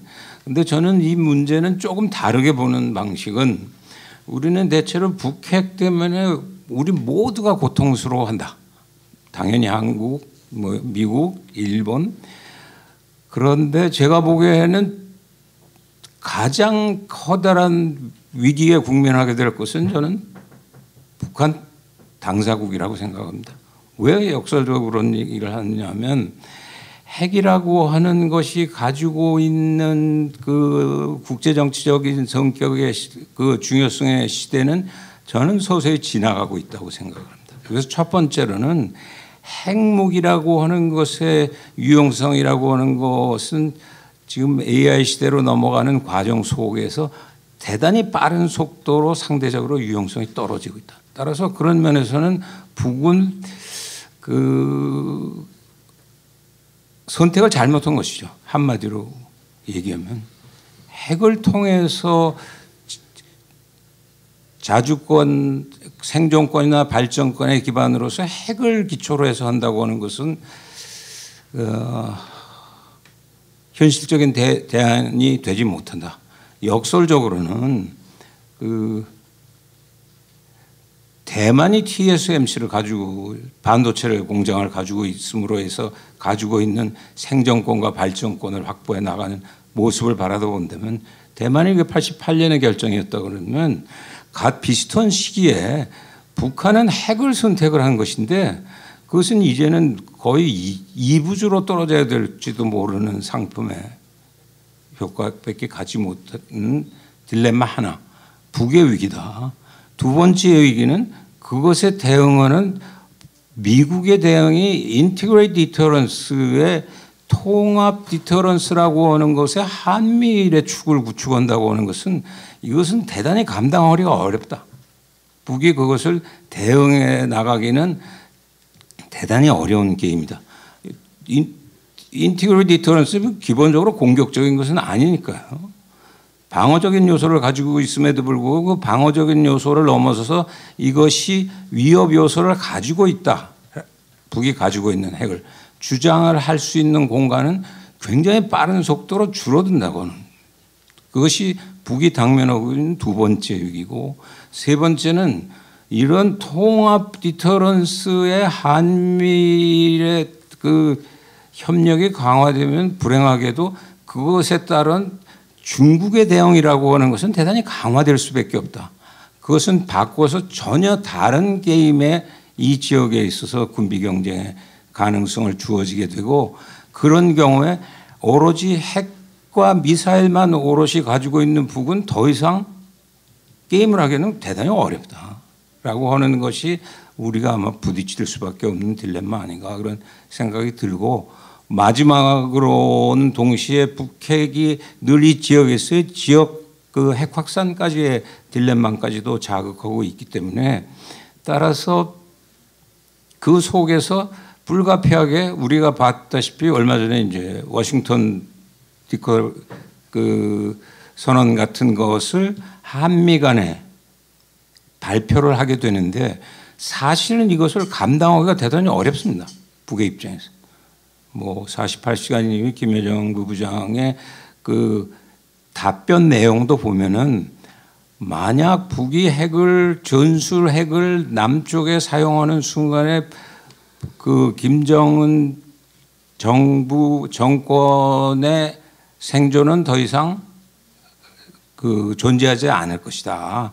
죽음을 의미한다고 하는 것은 사실상 북이 대응하기 굉장히 어려운 그 지적이기 때문에, 그 최대 딜레마는 오히려 한국이나 미국이나 일본보다는 북이 이것을 어떻게 대응할 것이냐는 가장 어려운 국면에 처해 있다고 저는 생각을 하고, 단 그러면 이렇게 전혀 새로운 국면에 그 통합 억제를 통해서 북의 핵을 대응하는 사태가 발생하는 경우에 우리가 할 수 있는 또 하나의 새로운 길은, 그것을 베이스로 해서 사실은 핵을 그 중요한 수단으로 생각하지 않는 새로운 북한의 셈법이라고 하는 것을 우리가 어떻게 그 마련할 수 있도록 기여하는 것이냐. 단순한 남북 대화의 활성화 이런 수준의 얘기가 아니라, 비핵 북한의 체제 보장을 할 수 있는 방법은 무엇인가? 비핵 경제 번영을 위한 세계적 지원은 무엇인가? 하는 것이 아마 현 정부가 하고 있는 담대한 대북 정책의 수준을 훨씬 뛰어넘는 담대한 대북 정책의 모색, 그런 것을 통해서 북이 스스로 점차 이제는 전혀 볼 게임이 바뀌고 있구나. 이 지역에서 아시아 태평양 한반도에서 바뀌고 있기 때문에, 비핵을 베이스로 하는 북한 나름의 안보 번영이라고 하는 새로운 구상과 실천이 필요하다고 하는 것에 자생적인 모색의 가능성을 우리가 어떻게 그 노력하느냐 하는 것이 아마 2023의 최대 화두가 되어야 되는 것이 아닌가, 개인적으로는 그런 생각을 하고 있습니다. 예, 감사합니다. 그 네 분 말씀 쭉 들어보면서 느끼는 거는, 역시 이 동맹이든 글로벌 질서든 또 동북아든 공통적으로 지적되는 게 아마 미중 관계라는 그 변수 같아요. 결국은 이 미중 관계의 향배, 그리고 이 갈등의 양상이 지금 어떻게 본다면, 제가 모두에 말씀드린 뭐 우크라이나 사태라든지 대만 문제, 한반도까지 다 연결돼 있다는 그런 느낌을 받게 되는데요.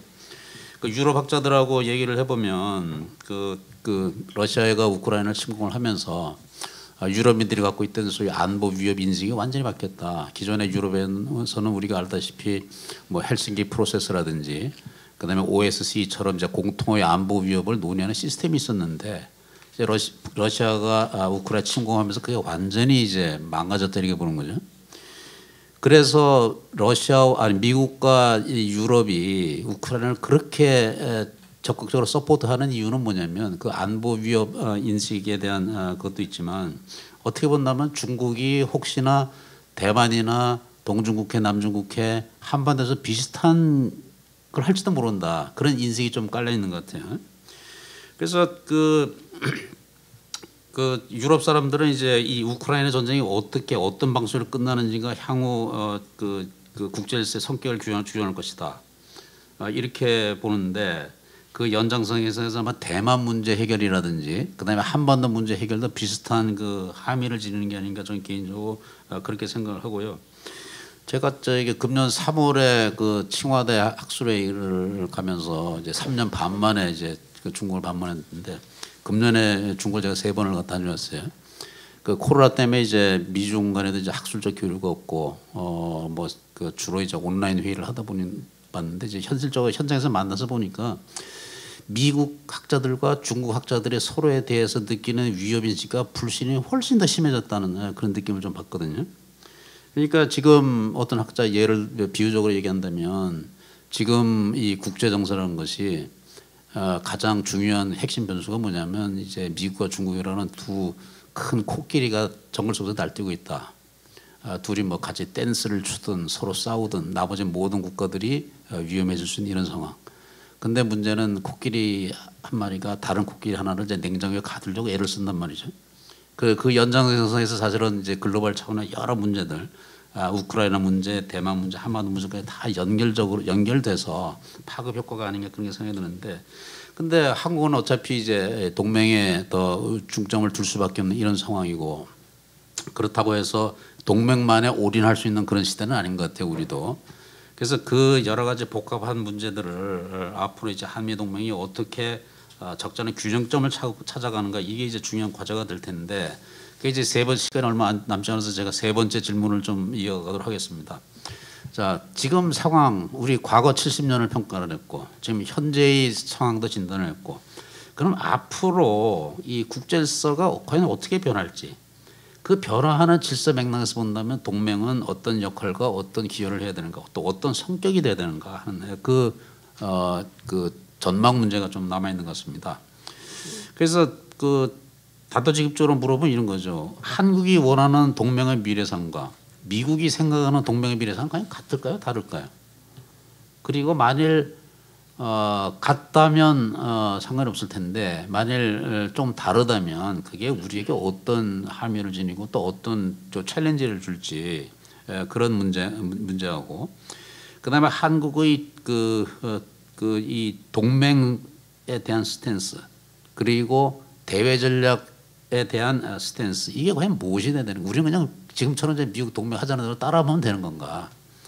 아니면 우리 나름대로 이 변화하는 질서에 맞춰서 우리 국익을 뭔가 추구하고 확보하고 안전을 확보하기 위한 그런 이 나름대로 이제 아까 저기 위대사님 말씀대로 좀 조율된 전략이 있어야 되는 건지, 이 여기에 대한 좀 질문을 좀 드려보고 싶고요. 그리고 장기적으로 예를 들어서 아까 하 선생님 2053년까지 이 100년의 사이클을 염두에 둔다면 과연 한반도는 어떻게 될까요? 뭐 종전이 될까요? 평화협정이 될까요? 아니면 통일이 될까요? 이런, 물론 이제 해답은 없는 문제입니다만은 이런 질문을 좀 드려보고 싶습니다. 자, 이번에도 그러면 이제 왼쪽 순서대로 하겠습니다. 위 대사님부터 좀 말씀해 주시죠. 네.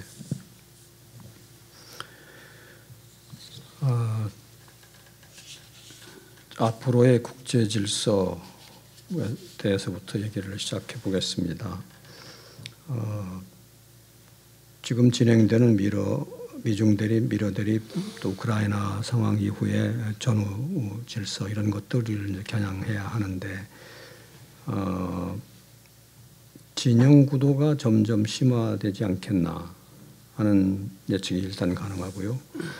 또 우크라이나 이후 상황에는 우크라이나 전쟁에 대한 기여와 역할이 어느 만큼 평가돼서 전후 질서 속에서 각자의 위치가 설정이 되지 않겠느냐, 그런 생각을 해봅니다. 그런데 진영 구도가 심화되고 우크라이나 이후의 평가를 중심으로 말한다면 한국은 그렇게 좋은 입지에 있다고 보기는 어렵습니다. 왜냐하면 진영 구도가 첨예화할수록 우리 사회자께서 제기하신 동맹에 대한 미국의 생각과 한국의 생각이 똑같아지기가 점점 어려워집니다. 진영 구도가 덜 첨예하다면 공통 분모가 늘어나겠지만 진영 구도가 첨예하면 당연히 물론 한국은 미국 진영에 서야 하고 미국과 공조를 많이 해야 하지만 중국, 러시아에 대한 외교를 방기할 수는 없기 때문에 진영 구도가 첨예할수록 한국의 고민은 깊어가는 것이고 미국하고 우리 사회가 완벽히 똑같지는 않게 될 수가 있죠.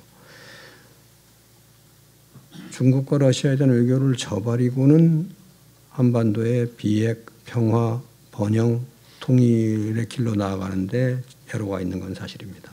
그래서 어떻게 하면 그런 진영 구도로 가는 글로벌 질서 속에서 한국이 미국과 공조를 하면서도 중국과 러시아 외교를 방기하지 않고 한반도에 저희가 아까 말한 4가지 목표를 향하여 가느냐.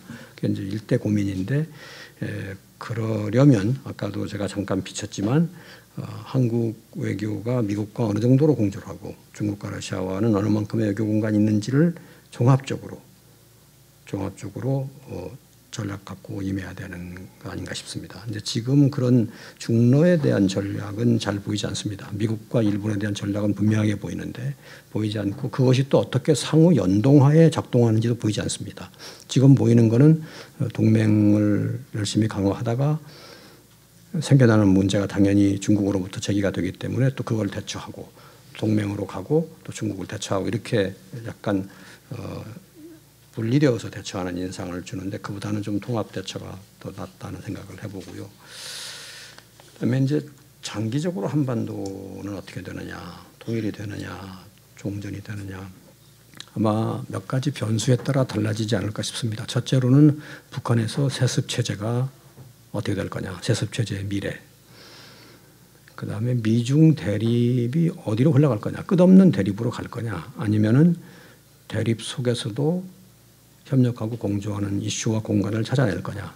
미국과 소련이 많은 대립을 하면서도 가령 국제 핵 비확산이라든가 아니면 전략적 안정, 그러니까 핵 군축입니다. 그런 문제에 대해서는 서로 공조하는 영역을 찾아냈습니다. 그래서 합의도 많이 하고 냉전 시대에 충돌도 방지하고 협력의 공간을 갖고 있었습니다.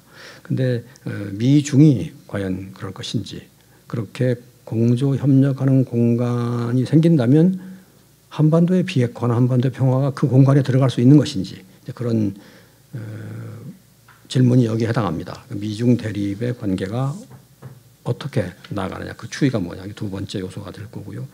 세 번째로는 북중 간의 후원 관계가 어떻게 될 거냐, 계속 지금처럼 될 거냐, 아니면 좀 달라질 거냐, 그런 변수 몇 가지에 따라서 미래가 달라질 것 같습니다. 이 세 가지 요소의 변화가 별로 없다면 우리는 여전히 앞으로 20년, 30년 후에도 지금과 유사한 한반도 상황을 보게 될 가능성이 많고, 만약에 이 세 가지 중에서 어느 하나에만 변화가 있다고 하면은 상황은 좀 달라질 수가 있죠. 그런데 그때 그 변화로 가는 경로가 대화와 협상을 통한 평화적 경로가 있을 수 있고, 아니면 군사적인 요소를 불가피하게 포함시켜야 하는 비평화적인 경로가 있을 수가 있는데, 그런 모든 경우와 경로에 대해서 한국의 대비가 있어야 할 겁니다. 그리고 그 대비를 함에 있어서 한미동맹은 결정적인 요소를 하게 될 것입니다. 특히 비평화적인 요소로 경로로 길이 간다면 동맹이 없이는 한국은 그 상황을 헤쳐나갈 수 없을 겁니다. 그러니까 역시 여기서도 동맹이 중요하다는 얘기를 할 수 있고, 또 하나는 이제 동맹 이전에 우리 스스로가 그런 변화의 상황에 대처하고 활용할 수 있는 준비가 되어 있느냐 하는 겁니다. 앞서도 제가 맨 처음에 말씀드렸듯이 90년대 탈냉전 시기에 북방외교 계기에는 우리가 북방외교의 부분적인 성과는 있었지만 그 기회를 놓쳤습니다. 그러니까 지금부터라도 그런 미래에 벌어질 수 있는 여러 변수에 대한 대비가 충분히 있어야 하는데, 그거는 정부 혼자 무슨 외교관 양성하고 되는 문제는 아니고 한국 사회 전체가 거기에 대처할 수 있는 역량을 길러야 한다고 생각합니다. 비스마르크가 많이 했다는 얘기고 자주 인용되는 말이지만, 그래서 조금 지루한 말이지만, 역사 속을 지나가는 어떤 운명의 신의 옷자락을 잡아챌 수 있어야 한다. 운명의 신이 돌아볼 때 잡아챌 수 있어야 한다는 건데, 한국이 지난 70년을 돌아보면 그런 역량을 보여주지는 못한 경우가 더 많았기 때문에 그런 대비가 있어야 미래 기회에 대해서도 대처할 수 있지 않겠는가 그렇게 말씀드리겠습니다. 예, 감사합니다. 우리 전재성 교수님. 네, 굉장히 어려운 질문이신데요. 지금 이제 국제정치학계에서는 세계질서 논쟁 같은 게 굉장히 전 세계적으로 진행되고 있습니다. 그래서 앞으로 세계질서가 어떻게 될지에 대한 학자들의 논쟁들인데요. 근데 20세기까지의 국제정치학으로는 답이 안 나오기 때문에 워낙 새로운 변수들이 많아서요. 우선은 국제 질서와 지구 질서와 세계 질서 다 다른 함의가 좀 있어서요. 앞으로의 질서에서 역시 국가가 가장 중요한 행위자가 될 것인지 아니면 초국가 기구라든지 기업 뭐 이런 다른 여러 행위자들이 있기 때문에 세계 질서 논쟁은 하여간 굉장히 복잡한 문제다. 왜 이런 말씀을 드리는 이유는 한미 관계도 우리가 어느 나라의 편이냐는 문제보다는 어느 질서의 편이냐가 훨씬 더 중요한 문제인 것 같아요. 근데 미국 주도의 자유주의 국제 질서, 우리가 지난 70년 동안 보아왔던 그건 우리가 굉장히 잘 알고 있습니다. 장단점도 잘 알고 있고 또 우리가 그 안에서 성장해 왔기 때문에 답은 미국 주도 자유주의 질서를 조금 더 보완하면서 강화하는 형태로, 왜냐하면 거기서 강조하는 가치들이 인권이라든지 자유민주주의, 뭐 우리가 다 아는 가치들입니다. 근데 중국이나 러시아가 주도할 국제 질서는 명확치는 않다라는 점에서 미국이냐 중국 편에 서느냐는 문제보다는 어떤 국제 질서를 우리가 원하느냐가 더 중요한데, 한 가지는 중국 러시아도 적어도 정책적인 그 내러티브나 말에서는 규칙 기반 질서를 굉장히 강조하고 있거든요. 그래서 인권이나 심지어는 민주주의, 국제법의 준수 이런 거를 강조하고 있기 때문에 행동은 다르더라도 그런 국가들을 앞으로 상당 시간이 걸려도 어떤 합의를 이끌어낼 수 있는가가 굉장히 중요하다. 근데 그거를 이끌어내는 것은 자연스러운 과정은 아마 아닐 것이고, 미국이 얘기하는 것처럼 향후 10년이 decisive decade라고 얘기하잖아요. 그 속에서 중러 또는 이따 말씀드릴 글로벌 사우스 국가들을 어떻게 보느냐가 굉장히 중요한 것 같고요. 그런 면에서 우크라이나 전쟁이 주는 함의가 굉장히 큰 것 같은데요. 아까 대사님 말씀처럼 이 전쟁이 가지는 굉장히 많은 의미가 있지만, 제가 그래도 또 유심히 보는 것은 이 글로벌한 폭력 질서에서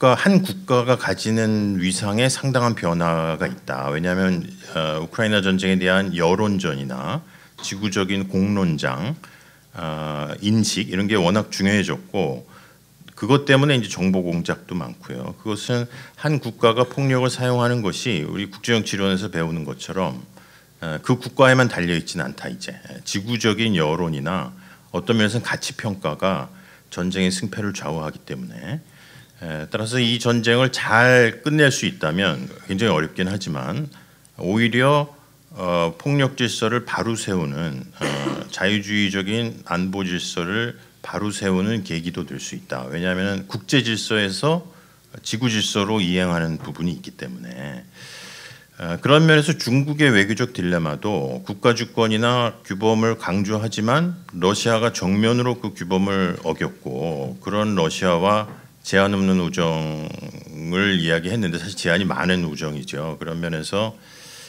지금 중국 외교는 뭐 더 두고 봐야 알겠지만 러시아를 지원하기보다는 중재 외교 형태로 우리 사우디 이란에 이어서 우크라이나 중재, 뭐 한반도도 또 그런 얘기를 할 수도 있겠습니다만 그 딜레마를 어떻게든지 해결해야 되기 때문에 중국도 그런 중국 외교에 대한 비판들을 인식하고 있는 부분이 있을 것 같다. 따라서 그런 세계 질서를 앞으로 어떻게 만들어가고 우리는 한미 동맹 또는 한미일 협력을 통해서 여태까지 있었던 질서를 어떻게 보완해 갈지를 조금 더 생각하고 그 속에서 한미 동맹의 축을 생각하는 게 굉장히 중요한 것 같고요.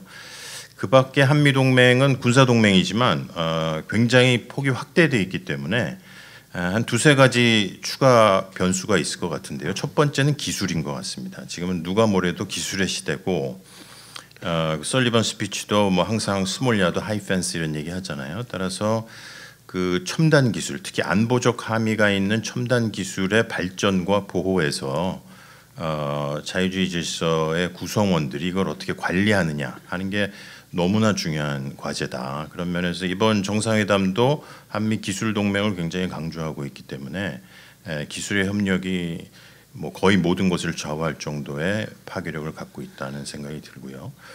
두 번째는 우리가 이런 많은 국제정치 얘기를 하지만 환경 위기나 기후 문제로 모든 문제를 다 변화시킬 수 있을 정도로 이 문제가 중요하다고 생각됩니다. 그런 면에서 한미 동맹도 뭐 기술 협력이나 그린 테크놀로지나 마지막은 이제 글로벌 사우스 문제인데요. 아까 한 선생님께서 지금의 국력 배분 구조를 잘 설명해 주셨는데 2050년을 예로 들어서 GDP 비중이나 인구 비중을 따져보면 지금하고는 뭐 상당히 다른 그림이 나오잖아요. 그래서 중국이 보통은 이제 GDP 명목으로 따지면 1등, 미국 2등, 인도 3등, 뭐 4등이 터키나 인도네시아, 그런 그다음에 브라질, 뭐 남아공까지.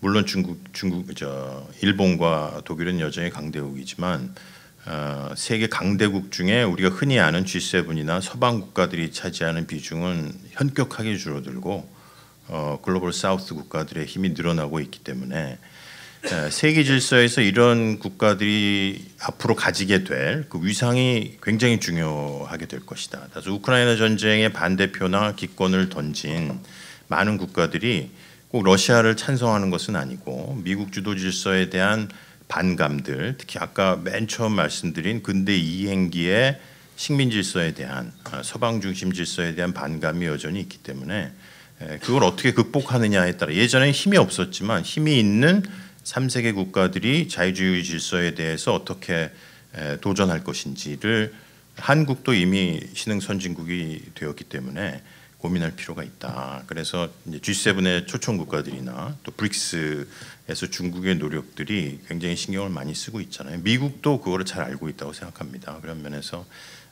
이 동맹의 어떤 폭이랄까 이런 것도 고민할 필요가 있다. 예. 자, 하영선 선생님. 제가 2023년을 미중 주도 복합질서 1기라고 불렀습니다만은 그러고 1953년을 만약 미소 주도의 냉전 질서였다고 한다면 2053년을 굳이 내 나름의 시각에서 그 이름을 붙이라고 한다면 미중 주도의 복합 질서 2기에 우리가 들어가는 에 놓여 있게 될 것이라고 일단은 상정을 하고 싶습니다. 그러면 2023년의 1기와 2053년의 2기에는 어떤 정도의 차이가 있을 것인가 하는 것이 아마 그 중요한 질문일 수 있겠습니다. 뭐 우리가 다 알다시피 아마 미국 국무장관이 이번 주 중에 베이징을 방문하게 되고 양 당사 관련 당사자들이 본격적인 그 초보적인 논의들을 시작하게 되겠는데 대체로 경쟁할 것은 무엇이고 갈등하는 부분은 무엇이고 또 협력할 부분은 무엇이 있는 것인가 이것에 상호 불신 오해가 심화되지 않기 위해서의 초보적인 그 밑그림을 깔기 위해서 그림이 그려지기 시작하는데 제가 1기와 2기의 차이를 설정하는 것은 아마 오늘 2023년부터 53년으로 가는 초기 과정에서는 여전히 그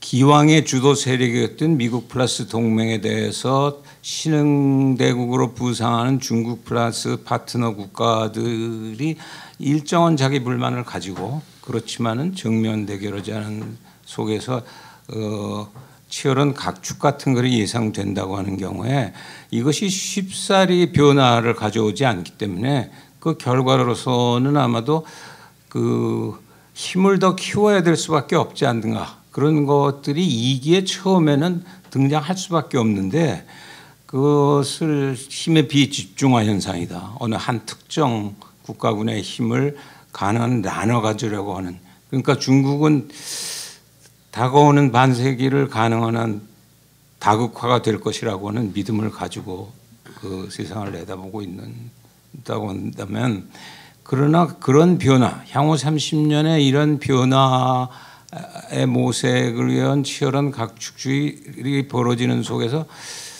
역설적으로 문제가 점점 커지는 것은 갈등과 경쟁보다 협력 또는 더 나아가서는 공생을 모색해야 될 부분의 딜레마에 직면하는 것이 작게는 미중 또는 지구적 차원의 문제일 수밖에 없는 딜레마가 있다.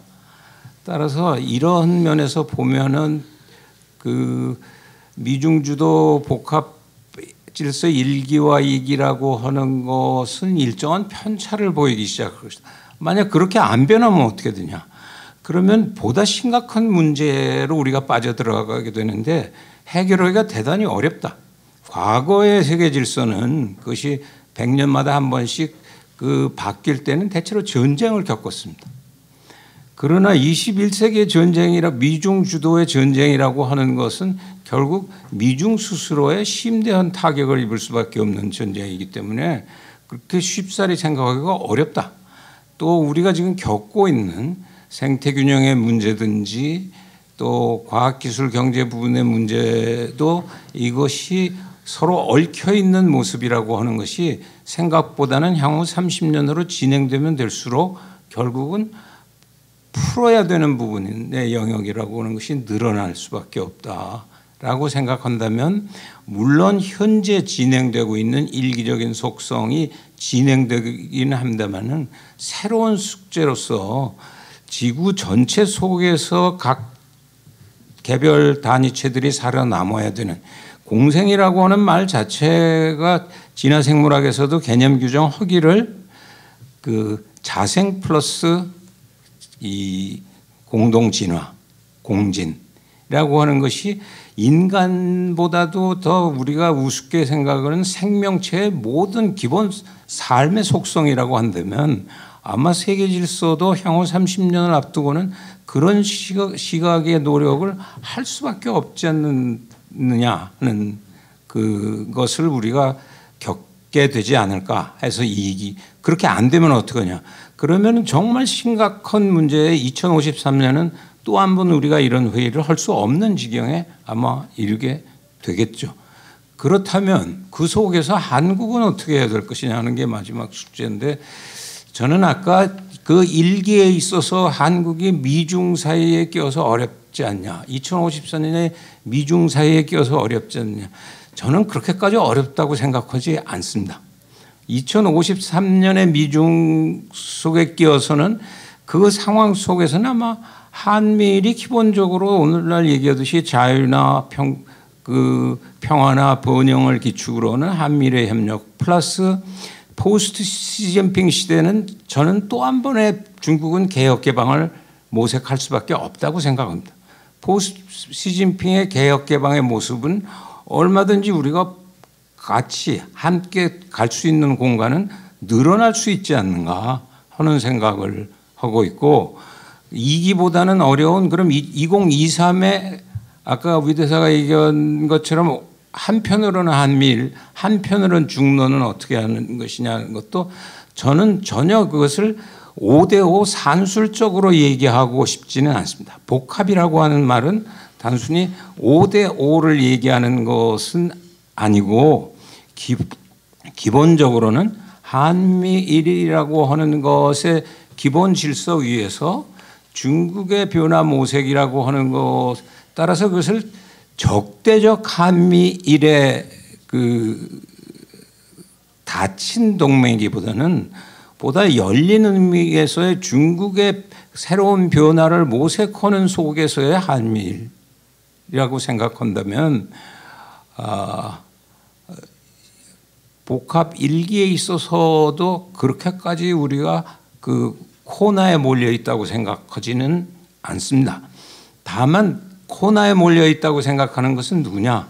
국내 질서에서의 그야말로 냉전적 사고의 진영 논리에 놓여 있는 정치 또는 뭐 여러 가지 그 지식 논의 같은 쪽들이 오히려 더 현실보다도 더 경색화된 형태의 양극의 논의를 진행하는 방식이 아닌가 싶고 조금 더 나아간 전진된 방식으로 얘기가 되어야 되기 때문에 따라서 최종적인 답변으로는 2053년에 한반도는 어떻게 될 것인가. 만약 한미를 그 기반 위에서 포스트 시진핑의 개혁 개방과 만나는 속에 남북한은 저는 그때는 이미 단순한 의미에서 근대 국가적인 통일을 우리가 모색하는 차원은 넘어서야 될 단계라고 생각하고 따라서 아마 대단히 열린 통일에 제 표현을 하면은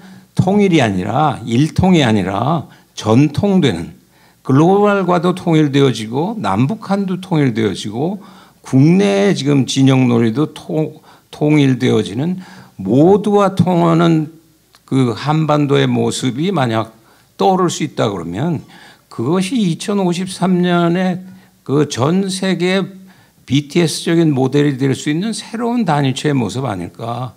또 그걸 그렇게 꿈 같은 얘기를 하냐고 하는데 그런 것의 그 지향성은 충분히 필요한 것이 아닌가 그런 얘기로 마무리를 하고 싶습니다.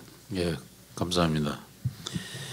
그 마지막으로 우리 최하정 교수님, 뭐 시간이 이미 거의 다 됐기 때문에 간단하게 말씀드리겠습니다. 저희가 사실 좀 패널을 일찍 시작했는데 또 이제 시간을 넘겨서 저는 간단히 이제 선생님들이 좋은 말씀 많이 해주셔가지고요.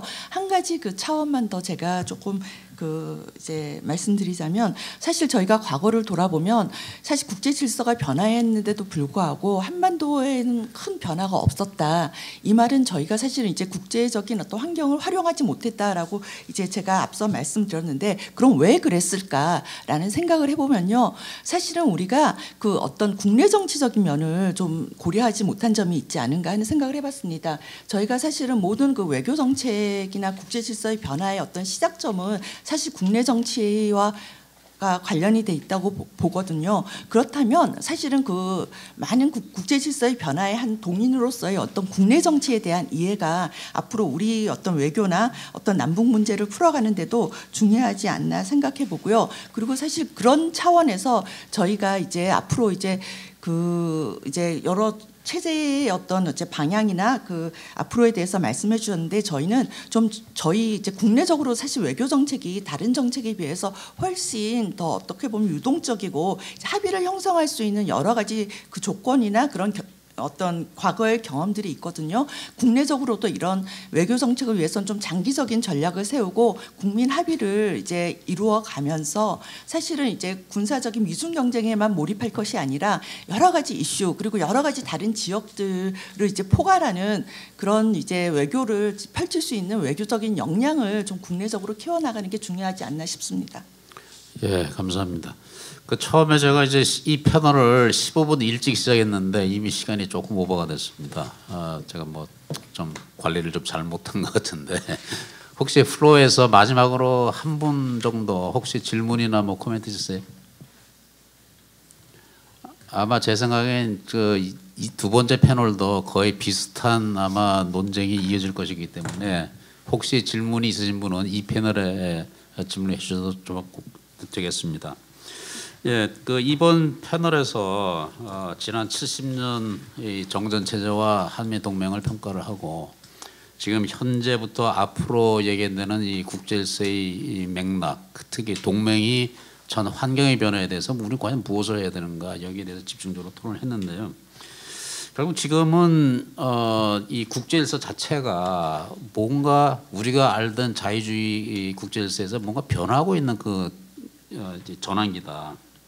근데 이 전환기 속에서 중국도 나름대로 자기네 질서를 내세우고 또 미국은 미국 나름대로 자기네 질서를 앞세우려 하는데 결국 어떤 게 더 좋은 질서인가가 앞으로 결국은 판가름이 날 것 같아요.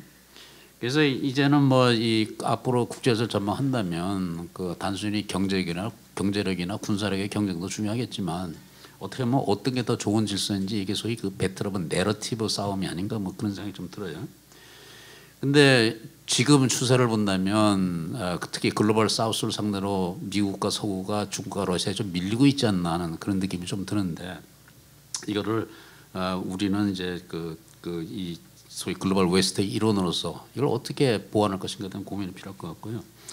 그리고 이렇게 질서가 변하니까 한미 동맹이 우리에게 여전히 중요하지만 아마 동맹만으로 모든 우리 문제를 해결할 수는 없을 것 같아요. 그런 의미에서 우리가 이제 총체적인 외교 영향도 필요할 것이고, 그리고 하 선생님이 이제 가장 큰 화두로 이제 공생 말씀하셨는데 결국 그게 맞는 것 같습니다. 이 지구는 어느 한 나라나 강대국만을 위한 나라는 그 지구는 아닌 것 같아요. 미국과 중국도 공생하고 그 외에 나머진 모든 국가들이 이 공생할 수 있는 그런 질서를 만들어가는 것, 그것이 미국과 중국을 포함해서 모든 나라들의 의무와 책임이 아닌가. 특히 한미동맹도 그렇고요. 그래서 그런 방향으로 노력이 좀 진행됐으면 좋겠다는 제 희망을 필요하면서 지금 4분이 오버됐는데 여기서 이 패널을 마치도록 하겠습니다. 다들 수고하셨습니다. 전통을 영어로 번역.